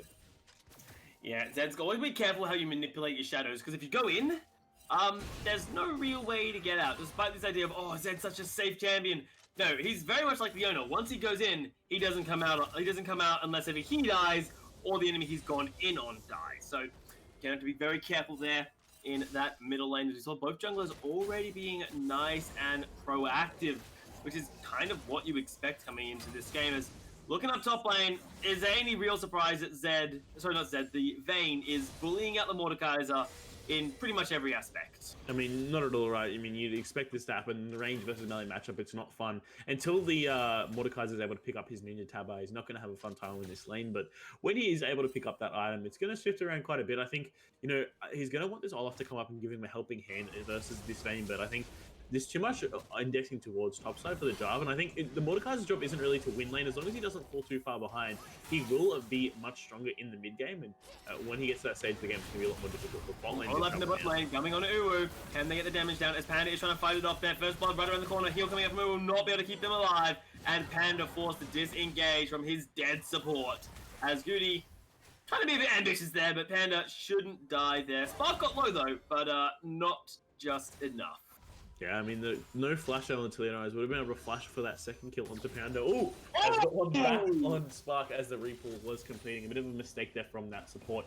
To not back off and pay his opponent their respects, the Kai'Sa staying around still has cleanse available too. So the next time Leona goes in, we'll still have that summoner spell to get a hasty escape. But in the mid lane here, Jarvan's going to help out Zed to push his lane in and get a cheeky recall off. Yeah, try to shove this one in, and this is more just for the reset than anything else. It's not like, oh, this will work, we'll get a kill here, boys. Like, nobody is being fooled by this. This is simply to shove him in, allow the reset of the Zed, but it might get punished. Sparks rocked up in the middle lane there, but not landing the Zed of Blade. So we'll allow at least the Zed to recall. That should be a serrated Dirk of some variation coming in. Yeah, Sparks Rose have been such a difference maker in this series. He's just getting around the map early on. Did it in the first game and got a couple kills and, really accelerated the game for his team. But once again, off his first recall, starting to look around the map once again and looking to see where he get a single advantage. Yeah. It's a bit odd. Actually, no, he hasn't. I was going to say, he hasn't rushed movies. He hasn't had time to rush movies. He literally hasn't even generated the gold to be able to rush such an item. But I feel like this game will be a fantastic movies game for the side of Spark here. Because then you just rock up to mid lane, you find a Panda who's playing an assassin into a tank and realize, hey, this is an easy kill, let's do this. Yeah, exactly. Once the mortar, well, especially because Sion isn't a tank champion that does no damage either. I mean, lethality Sion is a thing that's been around for quite a while. I mean, definitely not going to go at this game with the grasp. But there's an option there to get some damage, and his base damages are quite high too. That's why tanks are so punishing when they go for more aggressive builds, because their base damage is obviously supposed to make up for the fact that they have none later into the game. So I mean, Sion, I would have loved to see lethality Sion. That would have been so much fun. It's just such a dumb champion that's so good. Crit Mundo is my answer to that. And engage on the middle lane here for Panda, forced to run away. That will be enough to get the death mark down. And this Olaf, later game he shouldn't be a target, but in the early game, well, he's definitely vulnerable to the death mark, and that should be Kingsgrove getting themselves, the first dragon of the series for themselves. Yeah, this game's looking a lot better if you are a fan of Kingsgrove. Just playing more aggressively, getting this first dragon as well, or at least looking to pick it up. They will now pick it up too, and such a big difference between the first game and the second game. And honestly, I just like how they've kind of adapted and adjusted. They've gone, right, we lost the early game super hard last game, so let's draft a little bit heavier towards lanes. Let's focus more on getting ahead early and not falling behind. And so, we still have that late game insurance in our AD carry, but we want to make sure this Talia bot lane doesn't change the game once again. We'll draft some stronger top and mid laners to kind of help us get through the early game a bit better. Yeah, and so far it is working itself out quite nicely for Kingsgrove. Only a 500 gold lead, so that's nothing much to write home about, but at least you're not far behind, which was a bit of a problem they were having last game. So we'll see, can they continue this trend here as the best item in League of Legends has been acquired by the top Panda. Here, of course, I am referring to the Cull here. It means that Panda is just going to keep doing in topside what he's been doing for the past 7 minutes. Yeah, just trying to farm, stack up that Cull. That Armguard rush here out of the Mordekaiser means he's sick and tired of the poke from the Vayne.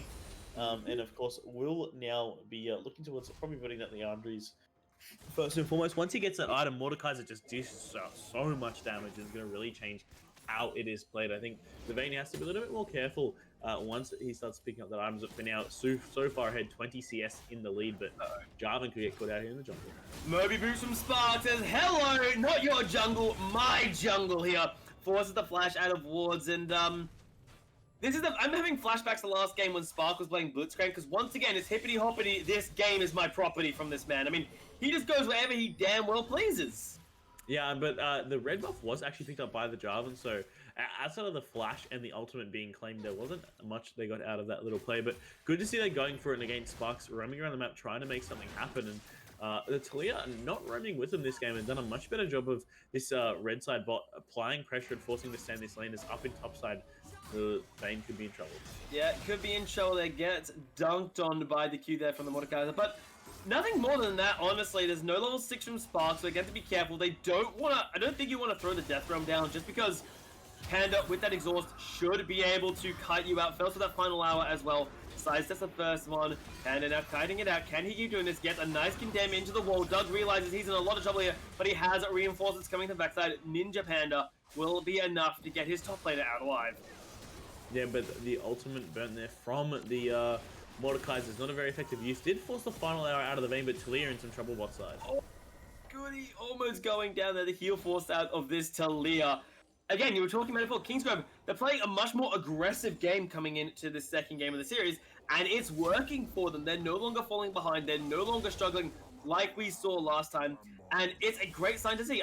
As I say, that Panda getting bullied in mid lane, but again, you're Zed into Asylum.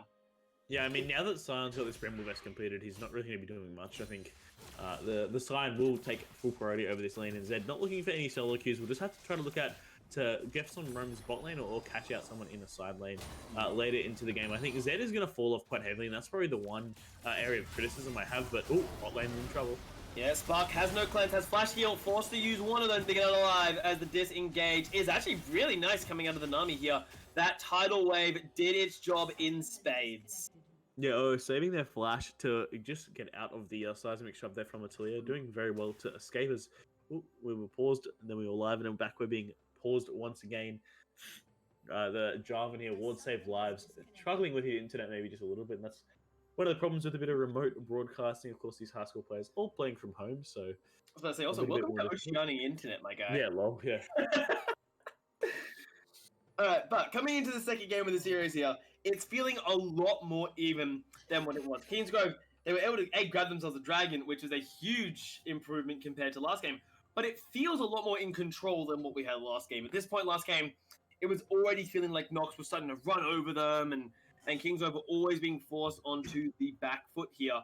But at least now this game, they've gotten themselves some nice leads. They're only 500 gold ahead, which, yes, isn't a lot, but it's something. Which, again, I'm just going to keep comparing it to last game.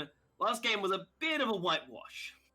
Yeah, I mean, there was just a complete domination from the blue side. The red side in that previous game. And once again, the blue side just...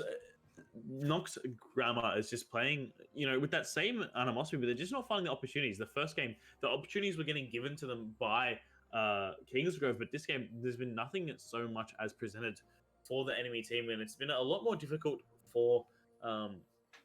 Knox to kind of get anything out of this game, and as a result, Leona not being in lane means the bot lane suffering. The Talia's, 20 CS behind once again, but has nothing to show for it. Only an assist to her name so far, and a death on Spark. This Leona as well. He was so good in that first game, but there's just it's just a big difference between the first and second game because they're not being able to get these advantages. Yeah. And in a way, I think it's good that such an advantage isn't being given to the side of Knox, because it's showing that playing from ahead isn't hard. Like, No, it's that's not. pretty apparent. But if you can play from even, or hell, even from behind, while everyone's like, oh yeah, why would you want to learn how to play from behind? It's such a bad skill to learn. I actually think it's one of the most important skills a player can learn. As we're seeing it engage in the middle lane here, they're trying to take down the tank of a Scion. They might be able to there as the Unstoppable Onslaught not able to get enough damage. One more hit will do it. War Save Lives grabs himself the kill, and no one dies from the side of Kingsgrove. Yeah, fantastic Cataclysm. They're trapping the Scion in. Burnt the Flash previously in that fight, so was unable to get away from that. Draven's fighting a piss, so it does go down there. Good pickup as well. Panda actually doing well, instantly going towards the armor pen as well on the Zeb, which I think is quite clever. I didn't really expect that to come out of him, but instantly upping towards that armor pen is fantastic when you're one of these early game assassins and playing against the tank.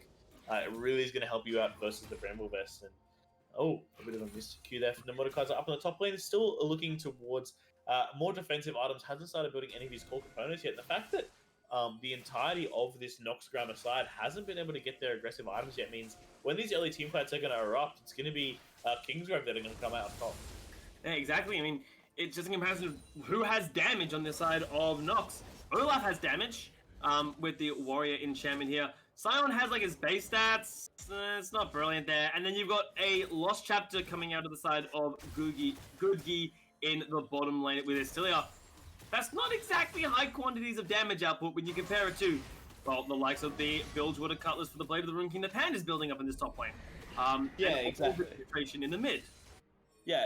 This extra damage is, tanking is one of those things that scales later into the game. When we get 50 minutes in, tank stats win 100% of the time, but in the early game, the damage is so much more effective because tank stats are more effective when you stack them up, Warbolts only gets better the more health you have built.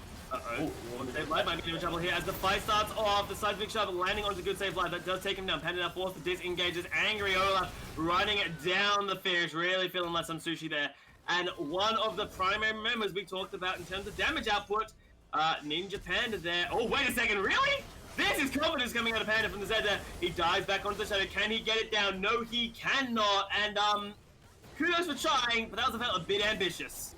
Yeah, I mean, the Talia there has got those magic pen boots, and if she's ever able to land a seismic shove, the rocks do so much damage, and man, a big swing there overall for the blue side. Picking up that first dragon, and that's pretty dire. That's even up the gold lead straight away.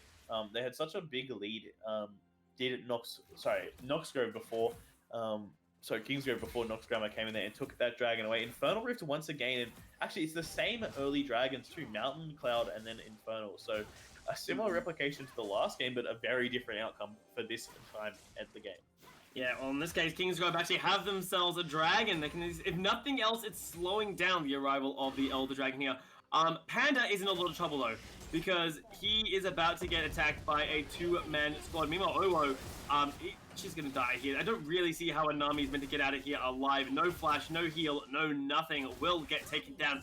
Meanwhile, more carefully on the top side. Final Hour and Flash Pop. Panda using the Bilgewater Cutlass for a bit of a speed up, but I don't think it's gonna be enough. One more tumble. Will they be able to get that alive? A Solar Flare not connecting, but they will get the shield to Daybreak. Not able. Panda, a fancy forward, get themselves a turnaround kill. Really good play there from the top laner, and now they might get themselves one more. Olaf trying to do what he can for the fight through, but Panda, I'm afraid going, wait, Spark, what are you doing? You're a man! What a bad lad of a support, but not the way you want to go in!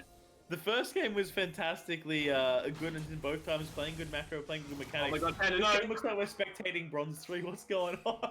Everyone's just having a bit of fun going in for these more combative fights, as kills going back and forth all over the place. A flash out of Talia, they're unable to really do anything, and TP coming in. I don't think this top fight's over just yet.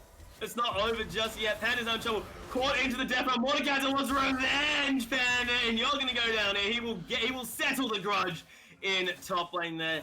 As we did hear Seal popping the ultimate down in bot lane. I don't really know why he's trying to play aggressive into Panda and Owo here. I don't think he has the damage to be able to deal with Markman and their support at the same time. Yeah, I mean, I think he ulted in the 1v1 to try and kill off this Kaiser, as Kais is actually doing more damage to herself than he does to the sign as he ults and Spark's gonna Oh, come out here. and lovely's in the place. And the solar flare should be more than enough to ensure the kill goes down there. The shield Daybreak actually gets the kill there of all things. A nice shutdown going over to the support. Supportal combat might be enforced, but instead Seal decides to ruin the tradition by taking the kill himself. Yeah, the kill going over to the mid laner there, probably a little bit more impactful than going on to a Leona. And Owo is playing so good in the early game, but just giving away 4 kills straight away. 0-4-0 is really not good at all. Gotten caught out in the Dragon Pit when he was looking for some wards down there. You know, got caught out again in that bottom lane fight. Died a few too many times. Did a really good job with the Mikhails and a flash earlier to get out of the first gank that came down. But ever since she kind of escaped that gank, she's been punished so heavily while this flash has been down. She's died 4 times in the 5 minutes that flash has been down. So it's been respawn, walk in, get caught out, respawn, walk in, get caught out. And that's not good at all when you're playing that really squishy support. Yeah, it is a little bit heartbreaking, but on the other side of it, it is really good play out of Knox. Deciding, you know what, this is how we're going to punish the enemy support, because it's not very mobile. She has only just tier 1 boots on this army here, so very easy to catch them out. And despite the tankier variation of a support item, no, that's still not tanky. That is very squishy there. So we'll see, can that work out? Spark, Solar Flare does not get the angle they're looking for, but they're still going to commit onto the support. The combo onto the Toddler minefield is more than enough. Yeah, and of course, you can't Mikhails yourself either, so once one of those CC lands, it's kind of over so much damage out of that field, and an ultimate from the Zen in the bot lane. Yeah, but don't see how that's going to do anything. Deathmark does nothing, and this is the game of why are you hitting yourself, Panda? And the winner, the big brother, is Seal. As Ward Save Lives now trying to contest the return here, is going to get torn apart, force the flag and safety, but the Ignite will burn him down. Yeah, and the Rift Held going over as well. You see this snowball instantly accelerating here from Knox Grammar. So once again, the only shining light is a Panda up here on the top side on the Vayne, but I mean, I don't think Vayne's far enough ahead to kind of swing this game. I think Knox Grammar are going to start running away with it because I just don't see any way this Silence dying. Talia 5-0-4. She's a mega fed here. Olaf starting to get tankier and tankier, and of course Mordekaiser's almost going to finish that Zonya's too, and I think the Vayne's not going to be strong enough to 1v9 just yet. Yeah, Vayne needs time. I mean, hell, you see the Cull sitting in the inventory. 19, 18 CS still needed there. Oh, didn't know Richter didn't count as CS. Now we learn. But it's a little alarming to see. Oh, Kingsgrove, they're putting everything together. Don't worry. I've got my Ghostblade ready to go. Oh, Panda in bot lane. You still need your Moonman stacked? Okay, we can wait up. I've got Blade of the Rune King top as Vayne, guys. Talia has a Medjai's ready to collect your souls. She's got the book of BM. The big book of BM. It's a little worrying to see that, because that can either go one or two ways. Either Goodby is going to start just destroying everybody, or he's going to die 3 times in a row. That's how I see Medjai's typically working out. Yeah. So we'll see if that works out. Is there another way that Medjai's works out? I feel like you either stack it up and you carry, or you die, and then it's just a useless book. Pretty much exclusively how that one runs there. But there's some saving grace. Death Realm dropped. Nice and early in top lane there. Meanwhile, on the bottom side, we are seeing Knox set up for the first Infernal Dragon that they'll be able to secure, grabbing themselves a blue buff for their problems as well here. As Doug, I like the attempt, and he's getting some good damage down onto the Vayne here on the top side, but it's just not going to be enough. He just needs to hold out. This team has taken over the rest of the map here, as we see Panda forced to flee from his own middle lane. Yep, that mid lane goes down there, and the Kai'Sa couldn't defend that no way at all. Big tower leads going down across here as well. And in the bot side, that top laner, that last tier 3 tower is about to fall down soon. Park in trouble, drops that point plate nice and early. Solar Flare for disengage. Should be more than enough. Seal now trapped into the Cataclysm there. The Q not able to land on anybody there, as a lot of damage coming on Seal, but he's still not dying. And he just has 2 items. I mean, Silence is so tanky. The W shield stacks with his max health too, I believe. So the tankier he gets, it's just so hard to take down. And such good base damage that he's able to do enough in this fight to kind of set up for the Talia. And that setup for the Talia isn't just, of course, the mid laner. We've got to give credit to Sparks on this Leona. Yes, he's only been involved in half of his team's kills, but his ability to set up for the rest of his team is second to none. Now, I know some people are like, wait, he's missed like 3 solar flares in a row. What are you talking about, Midnight? You miss every shot you don't take. And if the solar flares land, and there's logic here, if the solar flares are actually connecting, the champion is dead. half the time he's still getting the slow on them from the outer circle of the Solar Flare, and that's still good enough to, example, land the Zenith Blade into the Shielded Daybreak Stun, into the Seismic Shove combo we see out of Goodby and his Talia. So, Yeah, it's I think been working. they've more been zoning, not zoning ultimates per se, but just controlling the space. You know, ulting over the choke point, forcing him to run a certain way up on the top side, forcing Vayne not to back off but to come back into it unless she was going to get hit by it. So I think the placement doesn't necessarily have to land as long as it's doing its job and forcing. And the run, and he's going to get out of there. He's turned into the wall. No, that's the wrong Shadow Panda! Bad flash! Oh, no. Yeah, flash available. I think he was dead regardless. I think even if he goes over that wall, they just break it down and chase him down afterwards. You see the Simon there just taking up the tower, and this one will fall quite quickly. The bot lane unable to defend it. Enough on the top side. Mordekaiser's still having a miserable time versus this Vayne. Yeah, unsurprisingly there. Solar Flare does connect the full combo onto Owo, crushes the support here from Kingsgrove, and it's not just yet. Panda forced the fleet under his side. The flag and drag forward might be enough to turn it around. Meanwhile, Death Realm on top side. Panda is able to get execution on top side, able to finally get a kill on to Death Wish there in the top half, and it's been a long time coming for Panda on top side. He's been working so hard with that Vayne. Yeah, and eventually has gone down. 3 kills on this Vayne is definitely that shining light. Going towards that Rage Blade too, but it's going to be so difficult for him to really do anything. He's just a little bit too far behind that. Not far enough ahead, I think.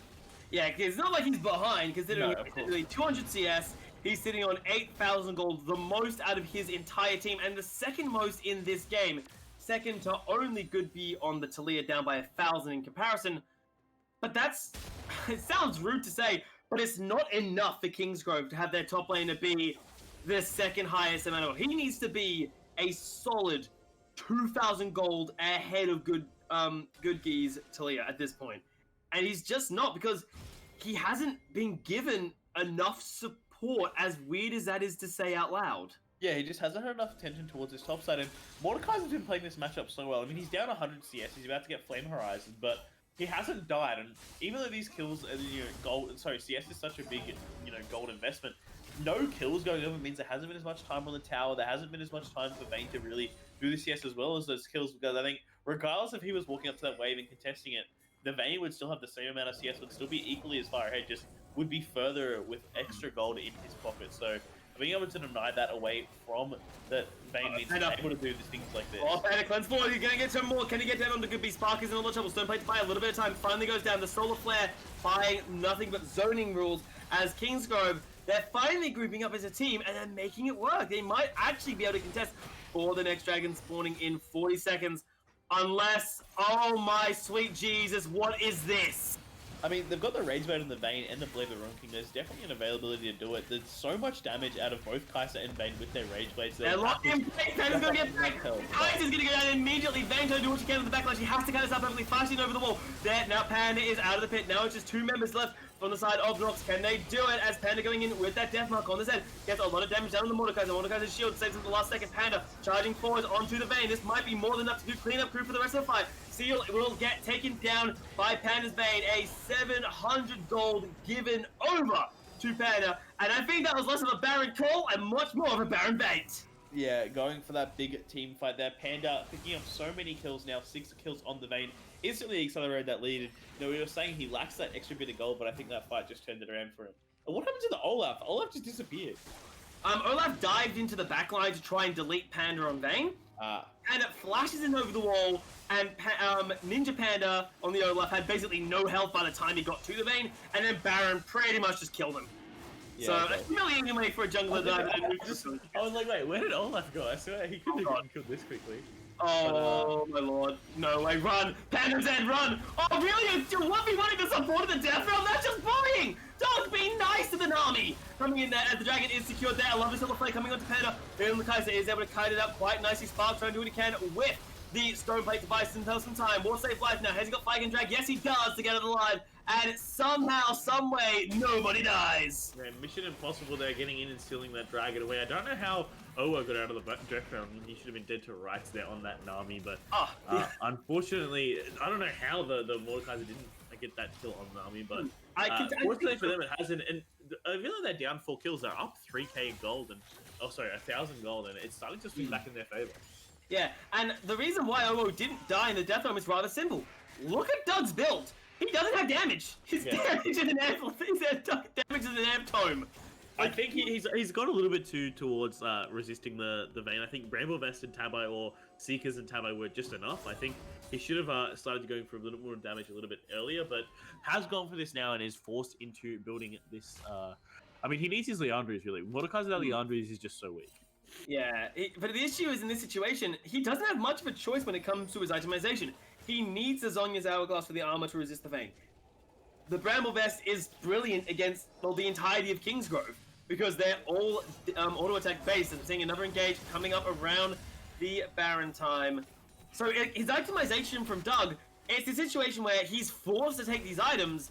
It just means that he isn't able to deal out damage. Yeah, exactly. He doesn't have that sustained damage and isn't able to heal as effectively off his Conqueror because he's not doing as much damage. I mean, the double Rage Blade marksman here are so effective. Vayne and Kai'Sa are able to shred through health bars, so the side is eventually going to start melting away too. Olaf, I think, really needs to pick up. I mean, Olaf wants to pick up a Spirit Visage, but it's just the magic resist is just such wasted stats. Of course, until Kai'Sa finishes her Nash's Tooth, then it's going to be a little bit more effective, but that's still quite a while away.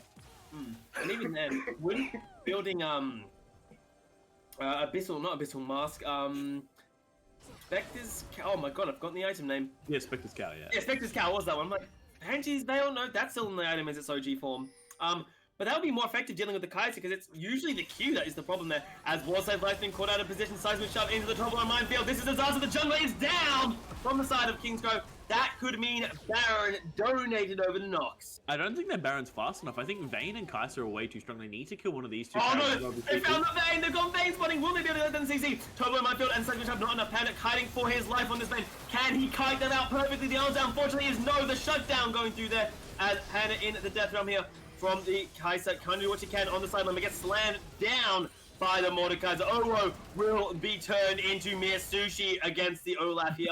And everybody from Kingsgrove gets wiped from the face of the Rift. Only person who gets out alive is Panda, and I don't think exactly he's long for this world. I don't know why they're chasing so heavily. They need to start shoving these lanes and getting advantage. You're not going to kill a Zed. He's slippery enough. He's going to get away. Start pushing these ways and get advantage before the rest of the team respawns.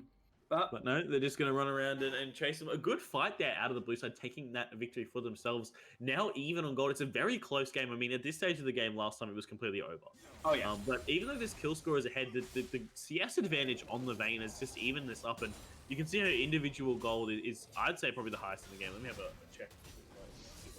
Should just be second. 12,000 gold on that Vayne is 2,000 gold ahead of the most fed member on anyone else, and such a large lead stacked onto this Vayne.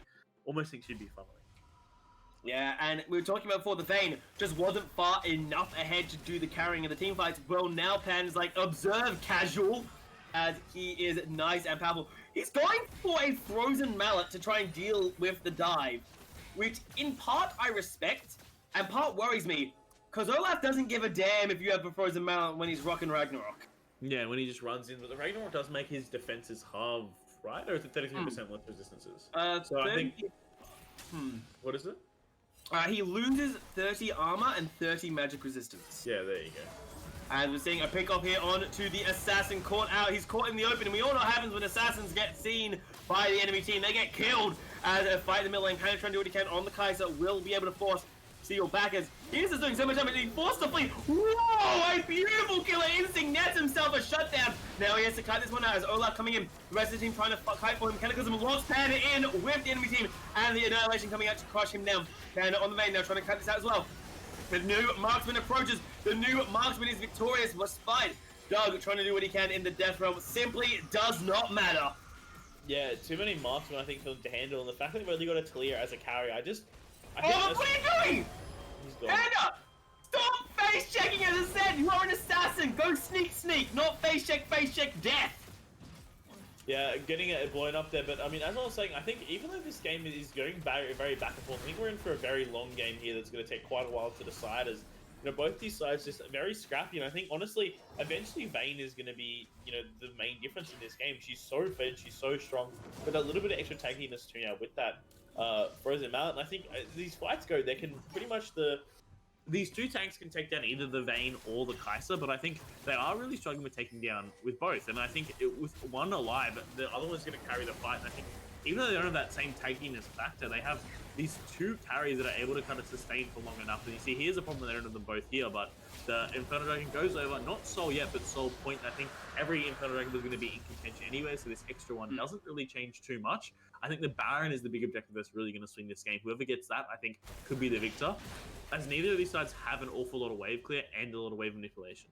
Yeah, and we'll see if that works itself out as Baron set up around here from the side of Knox. They haven't got great vision control around it yet, but that is surely to change very shortly here. As a quick look down the items, Frozen Mallet built in by the main to try to keep herself just a little bit safer considering what's happening to her in most of these fights here. Titanic Hydra now completed on the side of the mid lane for Seal as well. So everyone's sitting at about, most people, sorry, are sitting on their 2 to 3 item power spikes. Really a lot of damage to the next follow through.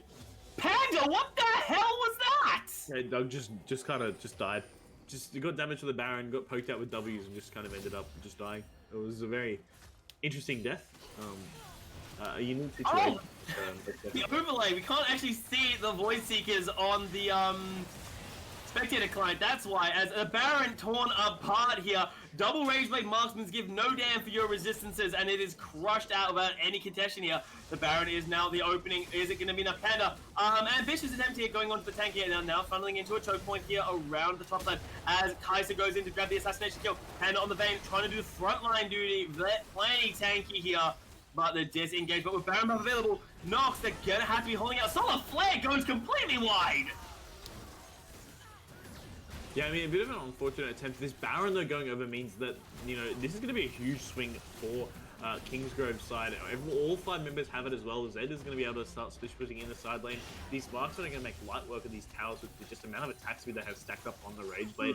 The Barons are going to help so much with tankiness, and I think the Baron's honestly what kind of decides the game. I think, you know, with this Baron going over, that's 4,000 gold with it to the red side, and I think for Knox Grammar, it's going to be very difficult to get back into this game because they just don't have enough damage.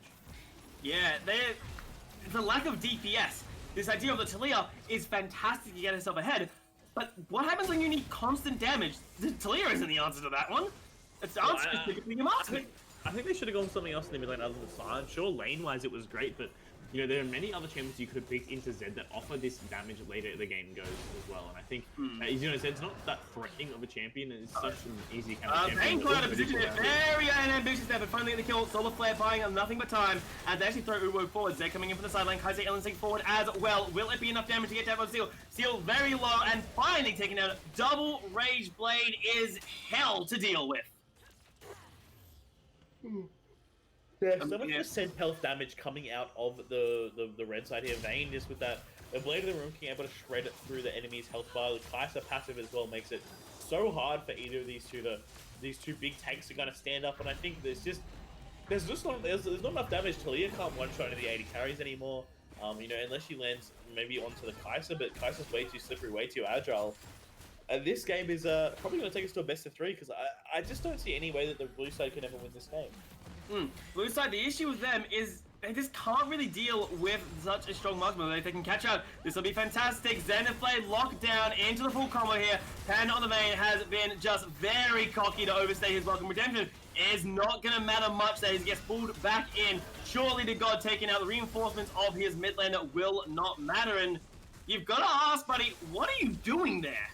Yeah, I think just a little bit too excited trying to get that extra kill. The GA now picked up on the Vayne as well. It's a very interesting Vayne build. It's kind of like went for a bit on hit and went, oh, I'm going to go for like pseudo tank. Frozen Mallet, QSS, and GA being completed on her now. And the blue buff, the jungle is trying to go for a little bit of a fight there. Interesting to see Warmog's picked up on this J4. This is a very old J4 build I haven't seen in a long time. The Cinderhulk into Tanky Boy. It's basically I jump in, I CCU, I get real tanky, I stand there. Yeah, but have we multiple times Ward Save Live, he's been getting poked down low and then hasn't died. So I do actually like it because he's coming in with this idea of, okay, my job is to survive, reset, rinse, and then go back in. As we'll be doing that in 30 seconds. Replays the next dragon is about to be spawning the last potentially Infernal Dragon here for Knox if they get their way, and Kingsgrove, they are going to be hunting for this. This is so... And Infernal Drake's exactly what they need. You know, we've been saying the one thing they lack is damage, and Infernal Drake is going to change that around. Jarvan caught out, but no damage being He taken. misses the flying and drag as well. Meanwhile, over on the backline, was able by force to fight at the safety. Sion is very far forward. Kagan looking at the entire team. No one is able to get into the rest of this fight. They are now filtering in one by one by the side of Knox. That is the last of Kingsgrove. They want to fight the choke point. You can't fight Kaiser Bane in a choke point and live to tell the tale about it. Yeah, as you see, they're wicking up all the kills. This Infernal Dragon will go over too, and with the Baron buff available, they could almost end the game off this push. 50-second death time is on that Talia now. They just take this Dragon and start pushing. They could maybe be the game over already. Well, they're feeling confident they could definitely go for it. 2 minutes till the next objective that Baron spawns up. I don't see why you wouldn't push in 3 Infernal Dragons. The Soul is coming up next no matter what, assuming the games are going to last that long, because the Nexus might be feeling a little annoyed because the inhibitor turret is already going to get torn apart and ripped asunder. It's a much closer game though, only 8,000 gold the difference, and I think honestly, the lack of damage is once again what's kind of caused it. In the first game, they didn't have that same, damage coming from the Red Side comp. I think they've kind of over-indexed in a bit too much damage this game, and I think that kind of allowed the enemy team into it. So very difficult for the blue side here to kind of force anything back into this game unless this Infernal Soul is secured by them. Oh, wow. Kingsgrove are able to claim game number 2 as Knox Grammar won nothing more to deal with, and they willingly forfeit game number 2 in this best of 3 series. And anyways, we're going to a game 3. Yeah, I mean, this is now the 3rd game in the installment for the series. It's going to be very difficult for either side. They've both had good games. Now they're 1-1. They know they can beat each other, and I think it's again about who can adapt and who can realize what they did wrong. In the first game, it was the red side's requirement to adapt and go, what did we do wrong? And now it's Kingsgrove's turn to reanalyze. Sorry, not Kingsgrove. Knox Grammar's turn to reanalyze exactly what went wrong. And this next game, this final game of this series, is going to be a cracker, I reckon. It's going to be a bit of a slog, because I think both these guys are going to come into this game playing a lot safer, as it is an elimination game, and they are playing for the chance to play in their state's grand final. So a lot on the line here for these two sides, and we will be back very shortly. So make sure you guys don't go anywhere. It will be about a 5-minute break before you jump into the 3rd game of this series.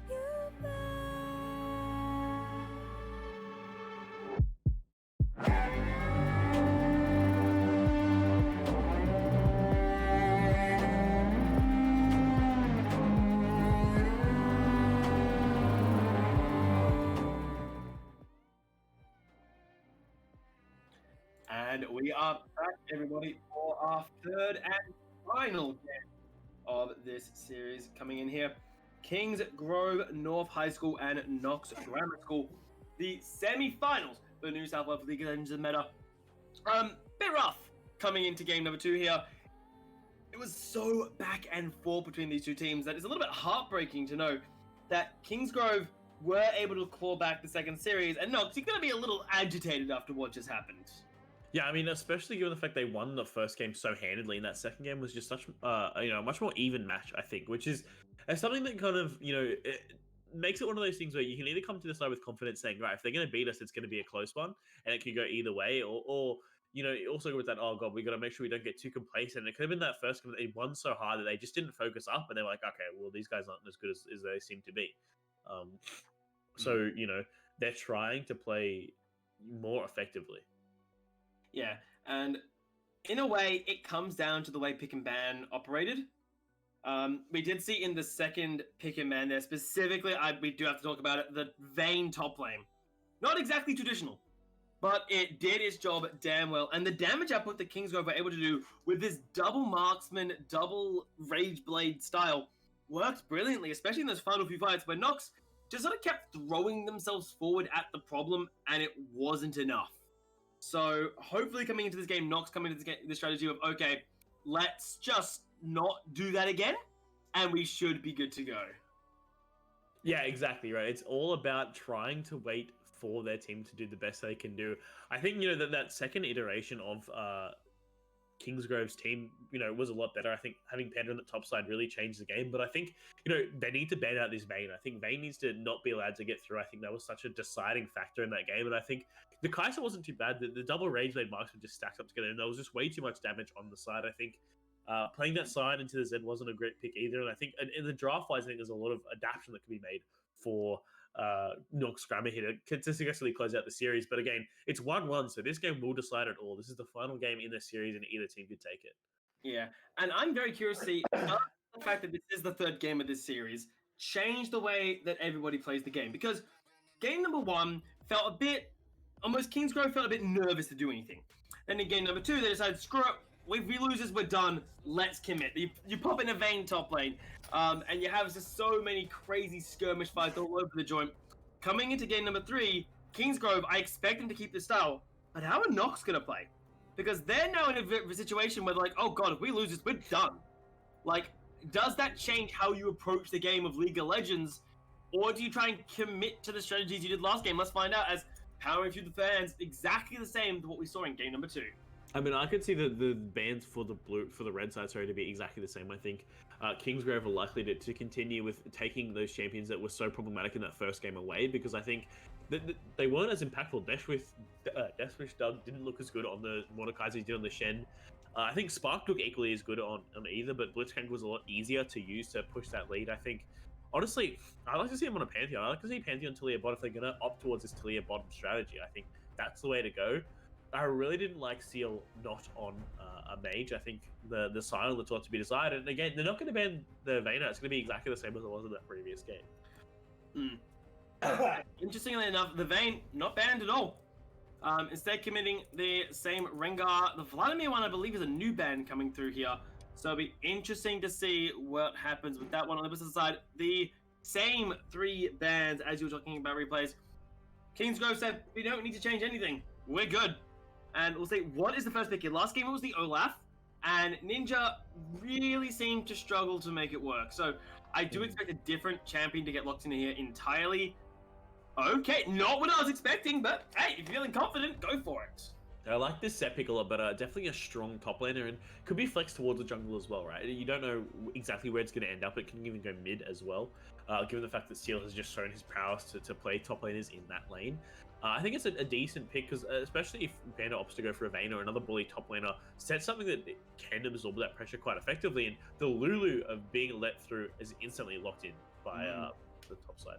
Yeah, because Lulu was banned every game coming up to this. They swapped it out for a Vladimir this time. So we'll see how OO does with that champion, because they've got to be feeling quite confident. There's like, this is probably their main, and we'll see what they want to pair that up with in the bottom lane. Walter Live guesses Jarvan once again, not too surprising there. He did quite well last game, I think, personally. So we'll see what he wants to run there. Knox, Grammar, though, what are they going to grab themselves here? Oh, boy. I mean, I just hope they don't go towards that Talia again. I think the Talia is a bit of a bait. They're leaving it up. I don't think the effective as partners, you can see they're going for the Velcros, going back to comfort in that first game. Once again, I think this is much better. I don't think the Olaf was particularly bad. I think Olaf into a Vayne and Kaiser isn't great because you just get instantly kited out and beaten down. But now the fact that they've kind of, developed their identity, and you can kind of see this last game is going to be a bit of a mix between what worked in game one, and then what also worked in game two, and trying to figure out what is exactly going to be the way to win. Katarina, another assassin. I mean, into Velcros could be a little bit easier, but if she doesn't get snowballing, it's going to be very difficult for her to do much. Yeah, well, that sums up assassins in a damn nutshell, doesn't it? If it doesn't get rolling, it really struggles there. As running through the second round of bans, everyone looks to be picking for themselves here, and that will mean that Goodgi will be forced to show us something new. His Talia is taken off the table entirely. Vayne ban makes a lot of sense because, well, you saw what Panda did last game with that thing. You do not want to access that again. I think a Cog or Jinx ban needs to be gone next because Lulu paired with either of those two is just way too devastating. I mean, there's many other things you can pair with. It depends what Panda actually plays, but I think that giving a marksman that pairs well with Lulu is going to be disastrous, especially if OO is really good on this pick. Yeah. And there are so many champions that can do brilliantly on it. I was going to say the Aphelios can work quite nicely. Jinx, Cogmore, Tristana, Twitch works well there. So they've gotten rid of one of them. We'll see, is that going to be enough coming into here? As the question becomes, do you grab your top laner or do you grab your marksman coming in here from the side of Kingsgrove? The answer is, I feel like you have to lock in your AD carry here, surely. Yeah, I think so. I think you want to leave that top pick for the counter, and you see Kaiser worked very well in that last game, and we'll go back towards it again. I don't know how effective it's going to be without the assistance from the Vayne as well, but very similar to comp we saw in the previous game. Lulu, Nami are pretty much same. Kaiser, again, that dive comp. Another Katarina Z, same. Two assassins in the bot lane. I like the Xayah pick. I think this comp looks a lot better from Knox Grammar. I think Xayah here, obviously, with that ultimate means the assassins aren't going to be as effective against her. I think any dive is going to get instantly countered. Xayah Kaiser takes you back to Season 9, and I think we can definitively say that Xayah is the better AD carry than Kaiser. They both do quite a good job. I'm pretty sure Xayah is like the counter, if I'm not horribly mistaken there. I'll have to double check that one off the top of my head. I think they're pretty even. I think they just went back and forth, but... And Darius for the top lane, a very different style, and I worry. Because I find Darius, especially lately, doesn't have the impact that he used to have. No, he definitely doesn't, and especially into something like a set that is able to absorb his pressure and trade into him more effectively than Darius is. If you instantly rush in Executioner's Calling, which I really hope this set does, Darius becomes almost useless because he's not able to get his healing back. Set can use his shield to trade back super effectively, and Darius is a champion that he's kind of fallen to prey of players just getting smart enough to understand how to counter him. Like, I remember back in the days, he used to be the bane of every top laner's existence. And now it's like, my first 10 minutes of lane's gonna suck. I'll live. Yeah, exactly. It's just when like even a year or even last year, it was just like you always see Darius banned out in like below gold games, and now everyone's like, it's alright. You just buy some grievous wounds, you sit back, and you just wait for him to just fall off, and then you just win the game. Exactly. So we'll see how Kingsgrove, because they're gonna have to be playing pretty dominant coming into this series here, because Darius eventually falls off. Katarina has to get ahead, because again, it's an assassin in mid lane, and then Kaiser's late game. So I feel like this Katarina and a Darius are gonna have to be quite impactful in the early game, or else Kingsgrove, they may once again just struggle and play around. Yeah, it's one of those things where Kingsgrove have got a comp where, they do have late game options, but I think, honestly, they get outscaled. I think Olaf, Vel'Koz, Xayah much better in the late game. Kaiser is the ultimate late game AD carry, but I just don't think she's going to be effective enough versus all this dive. I think Set is really good into the Kaiser because he's able to take advantage of that short range. And as well as, they have a kind of dive comp, but I don't feel like Darius fits it. I mean, obviously, lane bully once again, Diamond 1 into gold 2. You'd expect him to win that lane quite heavily. He didn't do as good as he did last game, but I mean, very, very difficult or very different lineups from both sides, and something we haven't really seen in this series. And I think this game is really going to be a true tell of who deserves to be in that grand final. It's very fitting for the final game in this series. Yeah, and coming into it here, I'm going to be keeping my eyes on the junglers because while the laners have been very proactive about getting up in each other's faces, I still feel like these junglers, specifically, I'm going to be tracking wards that save lives here on the Jarvan. Because if he can get a good impact in the early game, we know that he can get his team off to a strong start. And if Kingsgrove get off to a strong start, they can do well. It's a bit scrappy, but they can do it. We saw that last game. When they don't do anything in the early game, they struggle, they flail, and they eventually just go under. If there's one thing I do have to criticize about Kings is that they tend to have just not a very clean game. Once they get ahead, they're not as clinical as Knox Grammar was. In that first game, the second they got ahead, the game was over. They just pushed it and they just knew exactly what to do. They're not as clinical. Kingsgrove are a lot more messy and they have a lot more opportunities for their opponents to get back into the game. They don't shut them out straight away. And I think that's a really big weakness for them because, as a team that is, quite in this game snowballing, Darius and Katarina are such snowball champions that they need to get ahead and they need to win very quickly or they become almost irrelevant. I think if they can't do that this game, it's going to be a very different outcome. And I don't think they're going to have that same ability with no Vayne to kind of help them scale. It's going to be quite disastrous if they aren't able to close their game out in the lead that they have. Yeah, well, find ourselves out. We will be diving into our third and final game of our series here, guys. Again, this is the New South Wales semi-finals. Kingsgrove and Knox Grammar. The winner will be advancing their way all the way to the grand finals. And the loser, unfortunately, well, that's a farewell to you right there. Now, coming into the final game, replays, you've seen the last two games. You've seen the draft. Who do you think will be able to come out 2-1 in this series? I mean, it's kind of coin flip once again. Every game in this series has been coin flip so far, and again, I think this one is really going to depend on the top lane. I think if Darius and Katarina can snowball, then I think they can get ahead. But I mean, you're seeing this Vel'Koz, which isn't great into the Katarina, but he did so well in the first game. Has got the barrier too. Honestly, I do think that Kingsgrove will take the game. I think they'll win this series, but I mean, it could go either way. It's kind of like a 55-45. It's not one of those games that is clearly one way or another when it comes to draft in particular. I think that, honestly, Sparky on the Nautilus is going to be quite impactful. I think the Nautilus Zaya looks really strong, and given OO's performances in the previous games, I don't know if they are, good enough really to take it to Spark and Gudja. And I think, individually, even though, the Pandas are the squad that is, really performing quite well, it's just not the same on the enemy team. Yeah, well, we'll find ourselves out as we're diving into our third and final game of the series here. This bottom lane could be quite explosive as well. We're finally seeing OO getting access to the Lulu. And the question is, once again, any early game shenanigans, Knox have got a tendency to use them. We saw them in both games to a degree. LC with the Nautilus, they should have openings to do so if they are feeling particularly confident to go for the fight there. So let's find out as we'll be getting into the first game of this series here. I'm very excited to see it as looking down the side of the Keystones and the Masteries, there's nothing too particularly odd outside of maybe the Ghost coming out of the top lane Darius.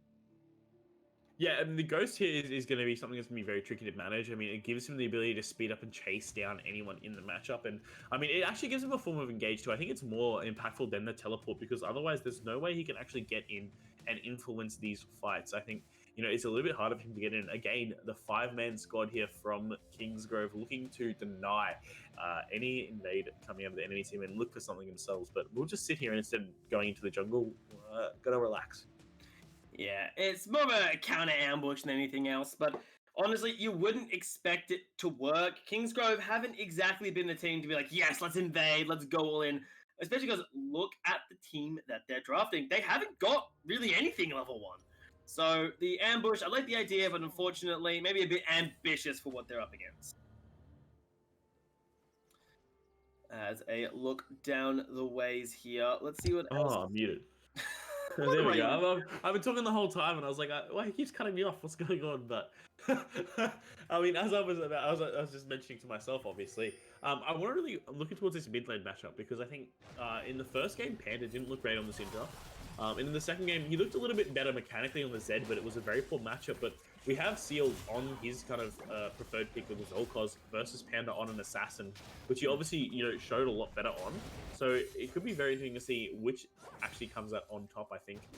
The Vel'Koz is probably favored in terms of how well they're going to do later on into the game, but in the early game, if Kata can get a few kills, stack a Dark Seal up, this could be a very quick game for the red side. Yeah, Katarina has a tendency that if she gets ahead and if she gets going, she goes and there's no stopping her. I mean, we've all seen the literal human Beyblade tear us apart at least a couple times while playing our own games of League of Legends, so we'll see, can Panda do anything? Ignite ready and waiting to find any vulnerabilities that are shown, and other than that, we'll see. Level 2 going to be hit on the bottom lane first. Sparks able to land a lovely hook onto Owo. Flash out immediately. The Ignite, perhaps a bit ambitious from Spark there. Yeah, a little bit aggressive there, trying to get a kill straight away. The Flash is burnt though, so could potentially look for something if Olaf comes down to this bot side, but a little bit over ambitious. But the Ignite's a short enough cooldown, it will be up very shortly. It's definitely worth using the Ignite to get the Flash off this Lulu. And Uwu's really got to put in a good performance here, given the fact that they got their favorite champion, and the champion has been banned away the entire game. So it's really going to warrant having that ban put away. Otherwise, you feel real silly banning out the first 2 games. Yeah, oh, we might see something in top lane. Flag and drag, as well as the apprehend, are plentifully used there. Haymaker will bust out the shield. One more hit. No, it doesn't use it. I didn't get it available. First blood. They must have used it already to trade, and first blood going over to the set is a bit disappointing, given the fact that you've played this aggressive matchup. You've got the counter pick as well. I mean, self-counter pick Darius, to be honest. So, a little bit disappointing there that Set was able to go down, because you wouldn't stack up that shield unless the W was available, but obviously cooldown wasn't there.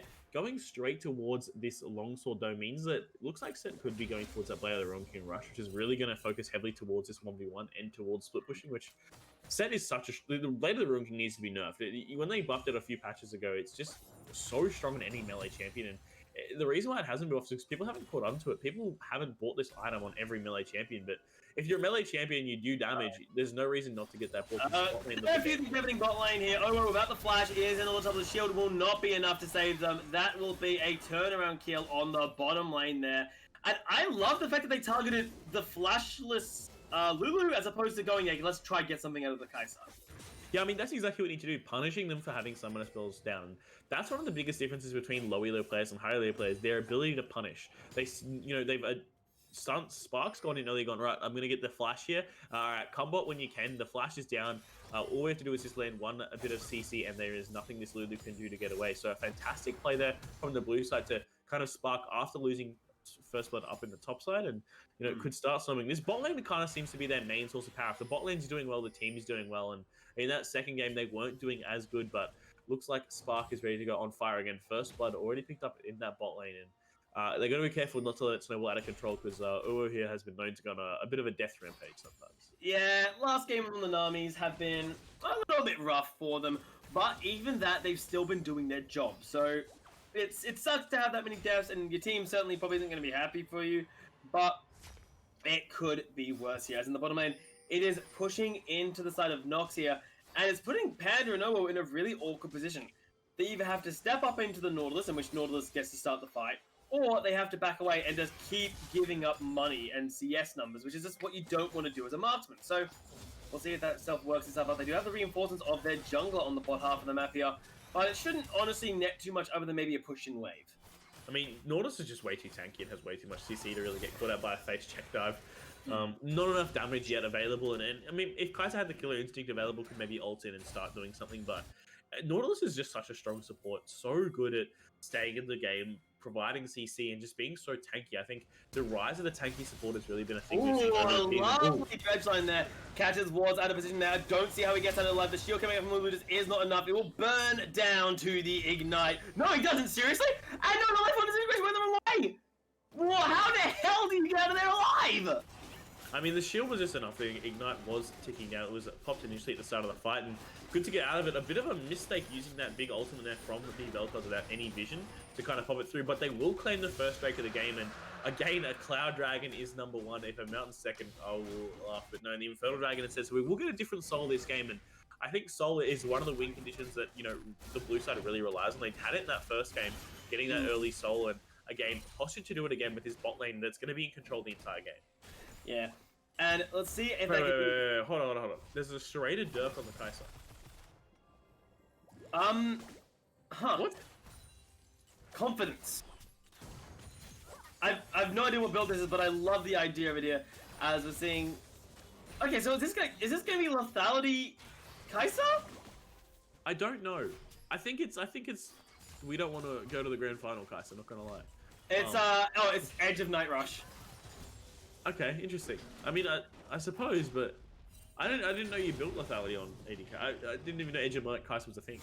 Oh, it isn't. I'm just guessing. I would have to. I don't know what else you would get. Maybe Sanguine Blade, but even then, like, why would you build that over? Yeah, I don't know. Anyways, we'll have to see exactly what Panda decides to do. Could have been just a pick up for lane, maybe. Making it super aggressive, maybe curbing out some of the damage he may lack early on in the game. I think just getting the Rage Blade and Mana Moon is just so important on Kai'Sa. I wouldn't see any reason to delay it. Obviously, trying something a little bit different, pulling it out when your back is up against the wall, which is what it is for both these sides. Playing it to stay in the game, to stay in this hunt to be the best school in all of New South Wales, and then get the chance to prove you're the best in Australia. But still a long way to go. One game left for these two sides, and a much more quiet game, to be honest. Spark hasn't been roaming around. There hasn't been a lot of solo kills. They're a lot more aggressive in the first two games. You can see both these teams really showing how much this means to them, playing safe, playing secure, trying to do the best they possibly can. And for Knox, this passiveness we're seeing out of them is probably a result of nerves. I think it's finally clicked to them. Oh god, if we lose this, we're done. So they're getting a little bit nervous there. They do not want to give their opponents any of the openings unnecessarily. So playing a bit more passive. Now that's not necessarily a bad thing. Their composition scales, I think, quite nicely. Yeah. But I think, they want to play later. The later this game goes, I think the better they do. Even though the Kai'Sa is on the enemy team, Vel'Koz and Xayah just do so much better than the other solo laners. I think Set's going to scale much better than the Darius too. I do think that this is heavily in favor, but there's a big item lead up on this top side, actually. A big CS lead too. 20 CS already accrued in the Darius' favor. 2 components completed of that Black Cleaver, where the Set only has a longsword. That's what's 800 gold in inventory compared to 2,000. It's a big discrepancy there, just in the items. yeah, top lane going a bit rough for the Set here. If we look at the gold values, it's about 1,000 give or take. So Set's not enjoying this matchup at all, and maybe blind picking Set wasn't the smartest decision there. Coming through, as we're seeing, was hanging out on top of a ward. So yeah, they do save lives. The enemy bot lane is lives apparently, buddy. So set up that. Rich was secured as well by Ninja Panda, so that's really good decision making out of Knox. Say, hey, the enemy jungler's bot lane. Let's make something work top half. Exactly right. We need to kind of counter around where the enemy's going to be playing, but all 4 members on the bot side here are trade going down here. The instinct going out. Goodby trying to fight them off as well, but needs to be careful. Reinforcements coming in as the Featherstorm comes out nice and early. A lovely hook. Goodby goes in. Panda is in so much trouble, but actually Goodby is the first victim of the fight. Now they're disengaging back under the turret. Oh, has been left behind and abandoned by his team. That he will at least get the retaliation kill, but that's 2 given over to Ninja Panda on the Olaf. Yeah, 2 for 3 overall. The shutdown didn't go across those. They did update it now that shutdown only stacks up once you've used all of those charges, but bigger tower time down this bot lane. Of course, AD carry did go down, Goobie there for the red side, but Vel'Koz going to give up his mid lane here and take his bot lane farm instead. Yeah, get some farm up there. Weren't able to get too much turret damage down. Only 1 plate having fallen from the bot lane turret itself for now. As Kingsgrove's, again, slow, controlled game, but Knox are the ones that have been a bit more on top of the objective control here. They've got themselves the first Rift Herald, they've got themselves the first Dragon, and you have to start wondering if Kingsgrove are going to play up and to around these objectives. Yeah, I mean, it was the very symbolic of their first game where they had just such objective control, even though they weren't winning as hard in these fights as they were in the first game. Getting the early Dragon Soul, putting pressure on the red team to fight for neutral objective is such a huge feat. Given the fact that, they have the Katarina and the Java, the 2v2 mid goes heavily in their favor, but this series has actually mainly been focused around this bot side, and interestingly enough, it's been the support and AD carries that have been roaming around and really being the key members for their team. Instead of that usual mid jungle duos, Rift Herald's dropped you down the bot lane. Looks like they're trying to funnel Goobie this game. First game back on an AD carry, it's going to be very difficult for them to really get control. Yeah, well, it's going to be 2 top lanings crushed down there, not leaving a lot left in the bottom lane, as once again, Nox Grammar focusing on these objectives, but the fight may kick off here. There is no assistance from either top laner, but the teams want to contest it. They got to get moving now. The Olaf is slamming away, gets himself the Infernal Dragon, and Kingsgrove Ooh, once Ocean's Gold. again choosing not to contest. Yeah, I mean, giving up that objective, especially the Ocean Soul, one of the best Dragon Souls. I think it's the best. I think there's nothing that compares to Ocean Soul. It just gives you such great sustain in such like anti. I think if you get it, you just can't lose because there's no fight that you just get outbeaten in, because all you gotta do is just hit and farm. There's so much healing coming across that Morelos doesn't do a thing. Barrier forced out, but oh, that's good. Panda gonna die there. Jetline is not even needed. The depth charge gets him the kill. That's a bit rough there. Katarina was trying to look to get ahead. Unfortunately, the assassin not great enough. Oh, you can't be here, buddy. You just cannot afford to be that close to the fight. War Save Live will fall. The support from the side of Kingsgrove will fall as well. And the marksman simply forced to watch. Bit of a brain explosion there from Uru on the Lulu, sorry, and then Panda going in for the trade but just getting caught out. That was the funniest thing, just seeing Nautilus put the ult, walk up. Bop, goodbye, you go. The big support there with the slowest auto attack animation in the world. Katarina's just staring there, looking at him like, please don't hit me, and then bop, the kill goes over. It was quite a sight to see, but that's such a huge turning goal. 3 kills given over, tower dive as well, the mid lane tower taking a lot of damage here, and that's such a big swing in gold, given the fact that, you know, Katarina is very close to competing at Hextech Gunblade, the biggest power spike in the game. Her and Akali, once they get that item, just become so much stronger. They pretty much go from being nothing to a champion. And, it's so difficult now, if you are this red side, to kind of get back into the game. Kingsgrove is feeling very similar to game 1. It's not a big enough lead yet to be extrapolated, but Knox Grammar have shown their proficiency in playing from ahead, and that is the position they are in. Yeah. And they've gotten themselves a small lead. It is only 2,000 gold, but they have got the tempo on their side. You look at it from terms of they've been able to secure both dragons, and Kingsgrove seem almost afraid to contest for these objectives. And unfortunately, you don't have a choice in this meta. You're going to have to look at these objectives and say, okay, we have to fight for this. Oh god, this is a dead Darius. Yeah, 3 members up here on the top side strong. An early bot swap as well, as we saw in that first game, but we'll use the Ghost and get away with the flash. Unable to land that auto there, the Nautilus was, and is able to get away, and maybe a trap set here on the set, but the AD carry is nowhere to be found. It's a bit of support versus set, and he's a bit nervous. Could have gone out there, and definitely could have been punished on this Lulu. Interestingly, he's gone for Guardian as well, all 3 games, instead of something like an area, more traditional role, but Darius looking for a fight, could get taken down. Yeah, he's in a 1 versus 2, 2 versus 2 now with the support of his jungler. They will get down spark. The dunk coming in. Gobi has nowhere to run. Thankfully, the Featherstorm is more than enough to get themselves safe from the Darius here, as Seal is 1 hit away and will get taken down. Ninja Panda doesn't deserve the kill, but gets it anyway. Meanwhile, Def on the bottom side as Chaos consumes the game. Yeah, 3 kills to 2 as the overall trade across the map. A kill in the mid lane is huge. Of course, Katarina picking up that Hextech Gunblade means she's spiking very heavily here. But the top side here, Gooby's getting... why are you getting Gooby? Guji is getting very fed up here. Slowly farming away. I mean, obviously, I don't know if the lane swap was actually very smart, given the fact they were just dominating that bot lane duo so heavily, and now it's swapped where, you know, they are the ones that are giving this Kai'Sa gold and getting her back into the game. Very unconventional build here from Kai'Sa. It's got essence of like an Essence Reaver plus. Yes, I don't know. But then you could also build it into a Duskblade or Yomu's too, so not sure what Kai'Sa's going for. I think, honestly, the Kai'Sa build is something that could actually end up costing them the game, because I feel like she's still going to be scaled in time. Yeah, Essence Reaver now completed, but I don't know why you've got this Serrated Dirk. There's no Mana Moon, and obviously going for the Essence Reaver instead, but the extra damage you get from that upgrade is so impactful. But I just think... I'm guessing, and this is just spitballing, it might be to try and deal with early armor. Spark is a particularly tanky member. He's already gotten himself some armor in the belt there. So I think it's this idea of, okay, I need to be able to deal with the tank. I want to deal with him nice and early. But then why don't go for a Last Whisper instead, where it's only an extra 200 gold over the Serrated Dirk, and you can build it later into the game. She's also got a passive, which is really good at taking down tanky members and ignoring that health. So, again, I'm not sure, but obviously I wouldn't say Game 3 is the game to experiment, but is maybe the game to do up some tricks. So then we haven't seen all this Kai'Sa has to offer just yet. Yeah, we'll find out where that Serrated Dirk ends up going. There are plenty of items that it can go. Hell, we might get solo lane coming out from later on as a split push with Segway Blade for all we know.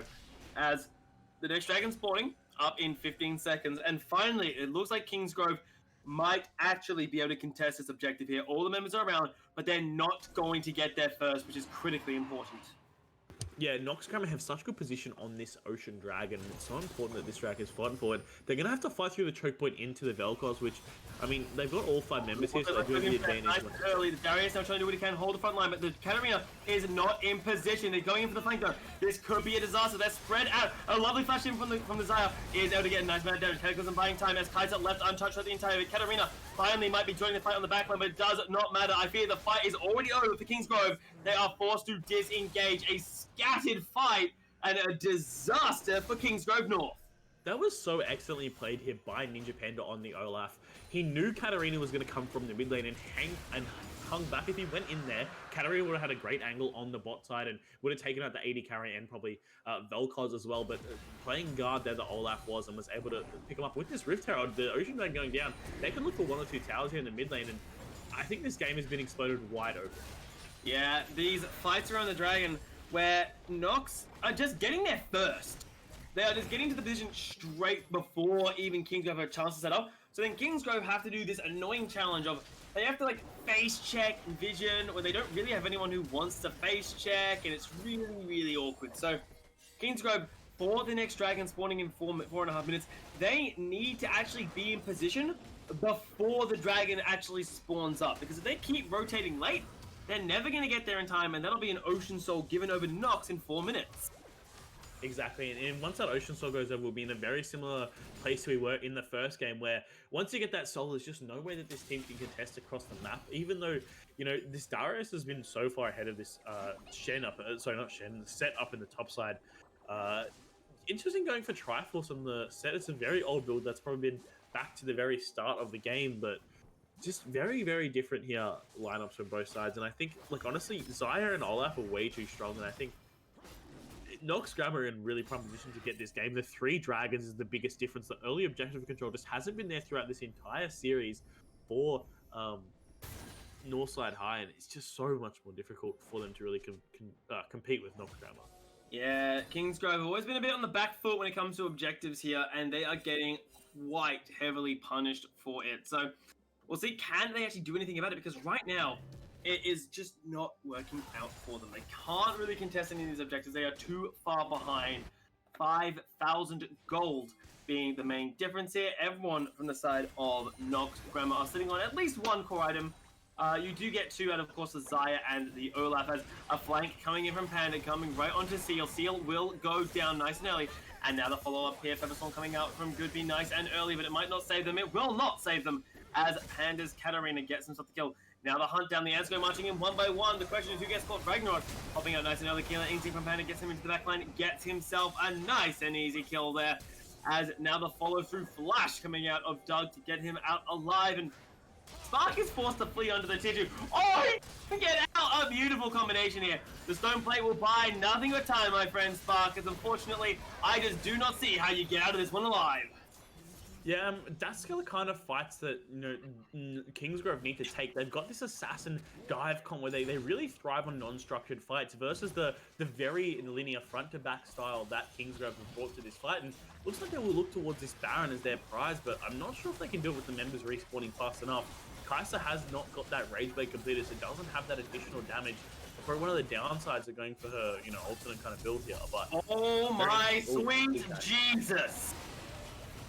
That's a lot of damage coming out of the Katarina, and that's pretty much secured her side. The Baron there will be picked up now, and that's a huge swing to them. It means they'll have control over this next Ocean Dragon, and a really good fight taken here by Kingsgrove. Yeah, and this is the opening that Kingsgrove needed. I called them out for their lack of proactivity, for the lack of being taking that step forward towards objectives. Finally, they are doing it, and it's working out for them. They're like, okay, let's set up around the Baron, let's chase them down, let's pull back, and we send Katarina up to deal with them. It's working great. They're now in a fantastic position to start taking over this game here, as Kingsgrove have a minute to set up for the next Dragon, and they need to be proactive about this. Again, if you let Knox set up first, they will grab themselves that objective, and they sent Panda Katarina to the top lane. Yeah, I mean, that's what you need to do. You need to start split pushing away with this cat, and that's really where she's so effective, requiring people to come and deal with her and killing anyone. Oh, this is not good. Yeah, this isn't brilliant though. Panda forced to flash out over the wall there. The depth charge is at least down there from the Nautilus, which is a good step forward. Panda on this Darius needs to be careful. He wants to flank, but he's got to be careful. He's very far ahead of the rest of his team. Gets the heal up thanks to the Decimate and the disengage killer instinct forwards. That is massive damage output coming on Ninja Panda there. And the flank coming in from War Save Lives do catch out Spark. The Nautilus is quite tanky though, so will be a lot of damage taken from him. Could be not able to get outside the Cataclysm, but the recall coming in for the Peppers is not enough to stand the tail of time. And Knox is once again crumbling to the dirt. Yeah, I mean, and this has really thrown the game in the other favor. Kingsgrove looking much stronger now. They're able to pick off these fights, and I really think that Knox Grammar need to work together. The team set needs to stop being off in this sideline. I think his items this game too have been not very beneficial on this set. He needs to be with his team, and they need to fight as five because they work so well as a structured unit. But at the moment, they're just getting torn apart by flanks from the Darius and this Katarina. Yeah, and it's a little worrying. But there is still light at the end of the tunnel. Despite the fact that the Ocean Dragon will be secured by Kingsgrove, Knox are still just one away from grabbing themselves the soul. So there are still plenty of ways to get around it. Assuming that... Let's double check how long this is going to take him to kill this dragon. There it is. I was about to say, it's taking his damn sweet time on the job. I mean, especially when you're soloing against an Ocean Dragon, the slowing autos are not going to help you very much at all. But taking out the rest of the team here is quite what they need to do. That is only going to delay the spawn of the soul. And if they can use this Baron effectively, they should be able to get control. I mean, it is coming off them in only another 30 seconds or so. But, I mean, I really think, yeah, as a five-man unit, these fights need to be more effective from Knox Grammar, as I think it is their game to lose. I think even though Kingsgrove have kind of come back into it, and they are now up in gold, I think, you know, they were much further ahead, and they have the better team fight comp. The later this game goes, it's going to be much harder for Kingsgrove to get opportunities and to take good fights. So, you know, this Knox Grammar team have prided themselves on being able to set up correctly around objectives, controlling vision, controlling spaces in the game, and I think, you know, just recently they've kind of let it slip, in this more divey, coming at you from all different angles team form has given their opportunity. So I really need to think they need to slow down, get back to their structures, and play the game a lot more clinically, or else they're going to find themselves being down in this game.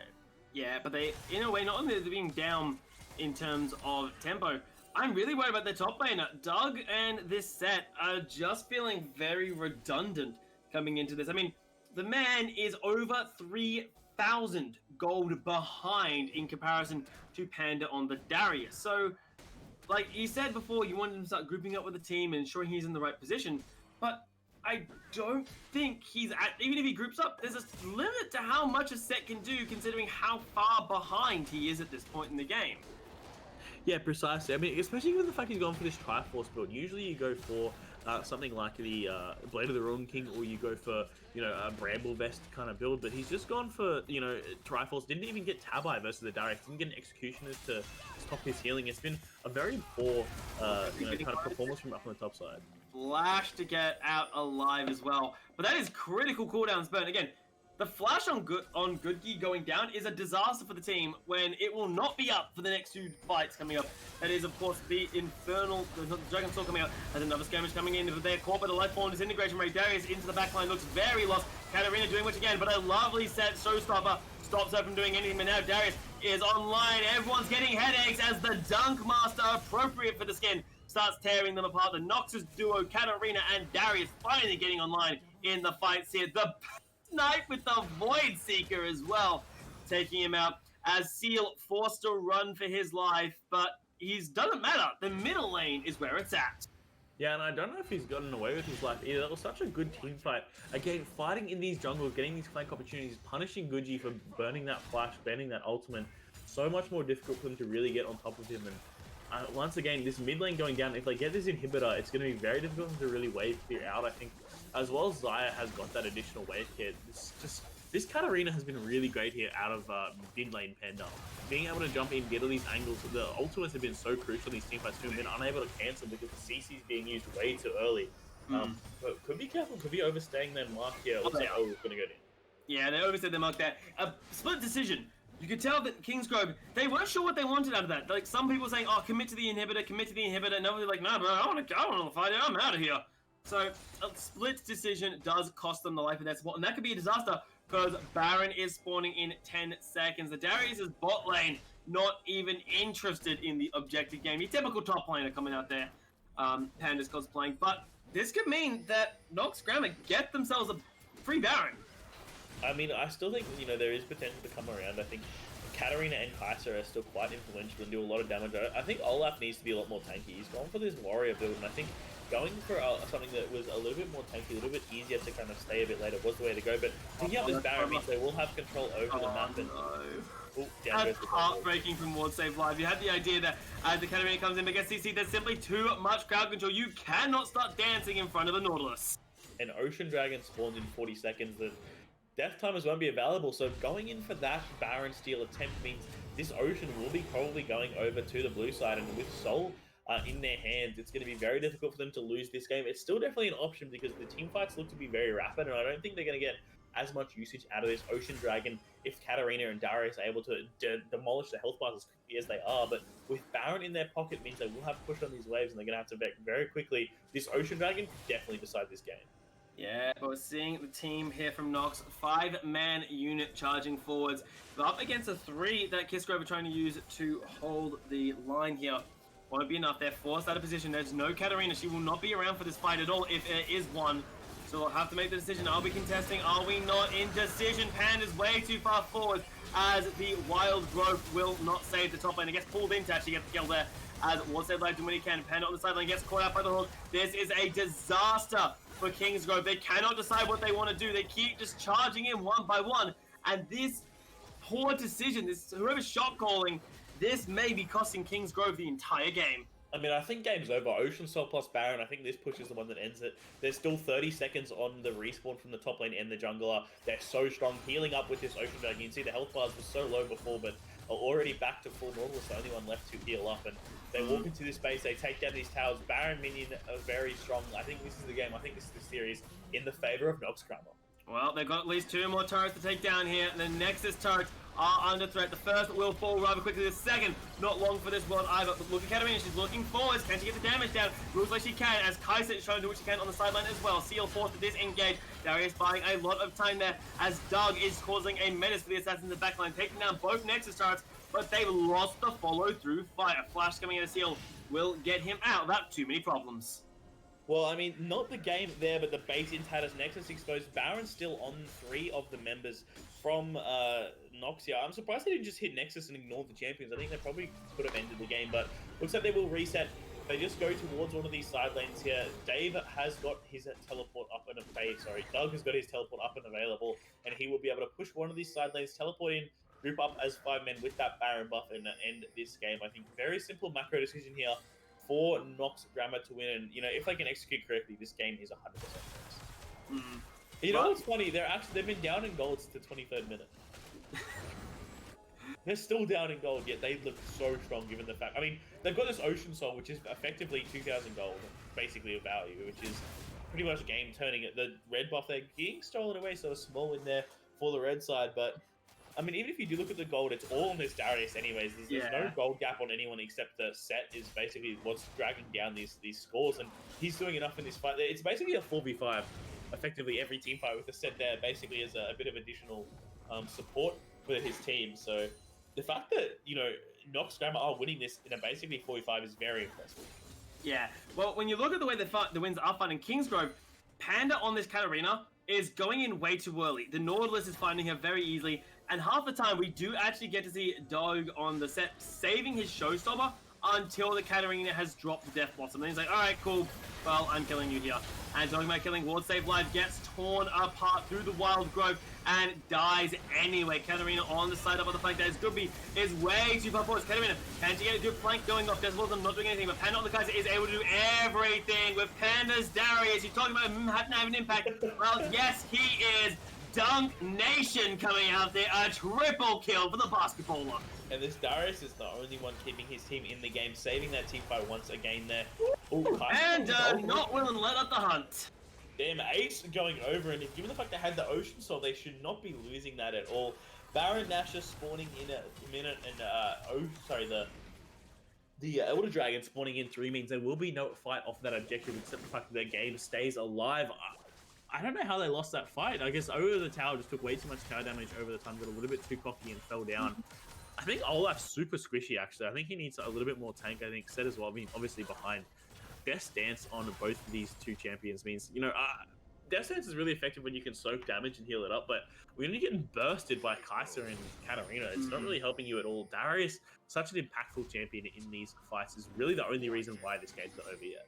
Yeah, and it also doesn't help when your marksman, Goodgi, gets caught by a Darius Apprehend and his tanking tower. That usually isn't a good sign. No, especially, I mean, Kai'Sa and Darius are so fed, 10-2, 10-3 respectively. There's a lot of gold on these two carries, and they are the ones that are keeping their team, you know, available to be in this game. Otherwise, it would be well and truly over by now. 31 minutes in. This is the closest game we've had so far. A 5,000 gold lead, but this Ocean Solace is making the difference, keeping them in the game. And I think, I mean, the reason why they are still in this game is because this set is not anywhere near anyone else in the game. I mean, the supports have more gold than him, for goodness sake. So he's just really unable to do much, and it's so difficult for his team to contest his objectives, given the fact he's so far behind. He just gets deleted by anybody. I mean, the man's sitting on one item at 30 minutes. He's still building a Death Stance, for God's sake. It is so far behind that it is a little heartbreaking. Oh, here it is. Look, he's on boots. He literally has less gold than the Nautilus. Oh, no, sorry, no. He's up 25 gold on Nautilus. That's... But he's 25 gold up on his support. That's minion. That's basically a single melee minion up, which is not very good. I'm tilted. I'm tilted for the man if it's not already there.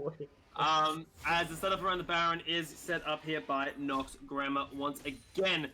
We do expect a full contest coming through here, but cleverly, they're just playing around vision. Panda needs to be careful. If he gets caught out on this Darius, he is a huge portion of the team. He is very far forward. He may fall here, but he can pulls in the rest of his team. Man on the back line, but life on disintegration not doing enough damage, as the Zaya just can't do much in this situation. Been flanked by Katarina as well. That will be the mid laner down, and a disastrous split fight here from Knox will lose them everything. Panda just has to keep cutting on the Kai'Sa. That's all he can. He gets to turn 1-for-1, and now Ninja is so dead. It's astronomically funny. I mean, Gooj's teamfights have been very poor this game. He's basically melee ranging every single fight. It doesn't make sense what he's doing. He needs to make sure he's playing back. And he just got caught by another Darius Apprehend because he was in melee range. He should have been sitting back. I thought Set was the Zaya. Because of the position, of course, they're both birds too, so they look quite similar. But the Set should be where the other one is. There's no synergy there. Yeah, it looks very, very interesting that Googie has been caught out 3-4 times solid now, and getting punished in the fight here as the Elder Dragon will be taken down here, and Kingsgrove somehow, some way, despite being on the back foot, despite being ahead in gold and being engaged upon multiple times, being caught out of position multiple times, are the team securing themselves the Elder Dragon Soul and the execution damage coming into boot. I mean, I think with the Elder Dragon going over, I think that's game if they use it correctly. They really need to look for fights because they're winning these team fights anyways. Ocean Drake is kind of keeping it even, but with this execution, with the reduced health bars, Baron available too, they could look for a fight around Baron and just end the game, not even go for the objective itself. Well, let's find that out there as we're seeing Darius rooped up with his team charging towards that Baron buff. As Olaf, he's on the bottom side of the map. Wait, what's he doing? Are they just giving this up? I don't know. Giving Baron and Elder, they've just lost the game.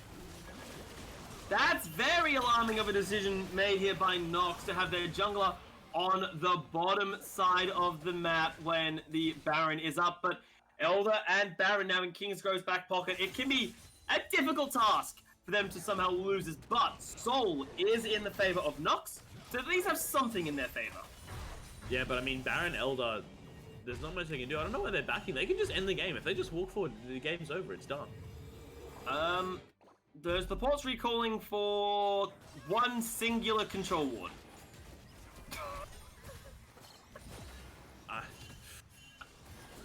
Fair enough.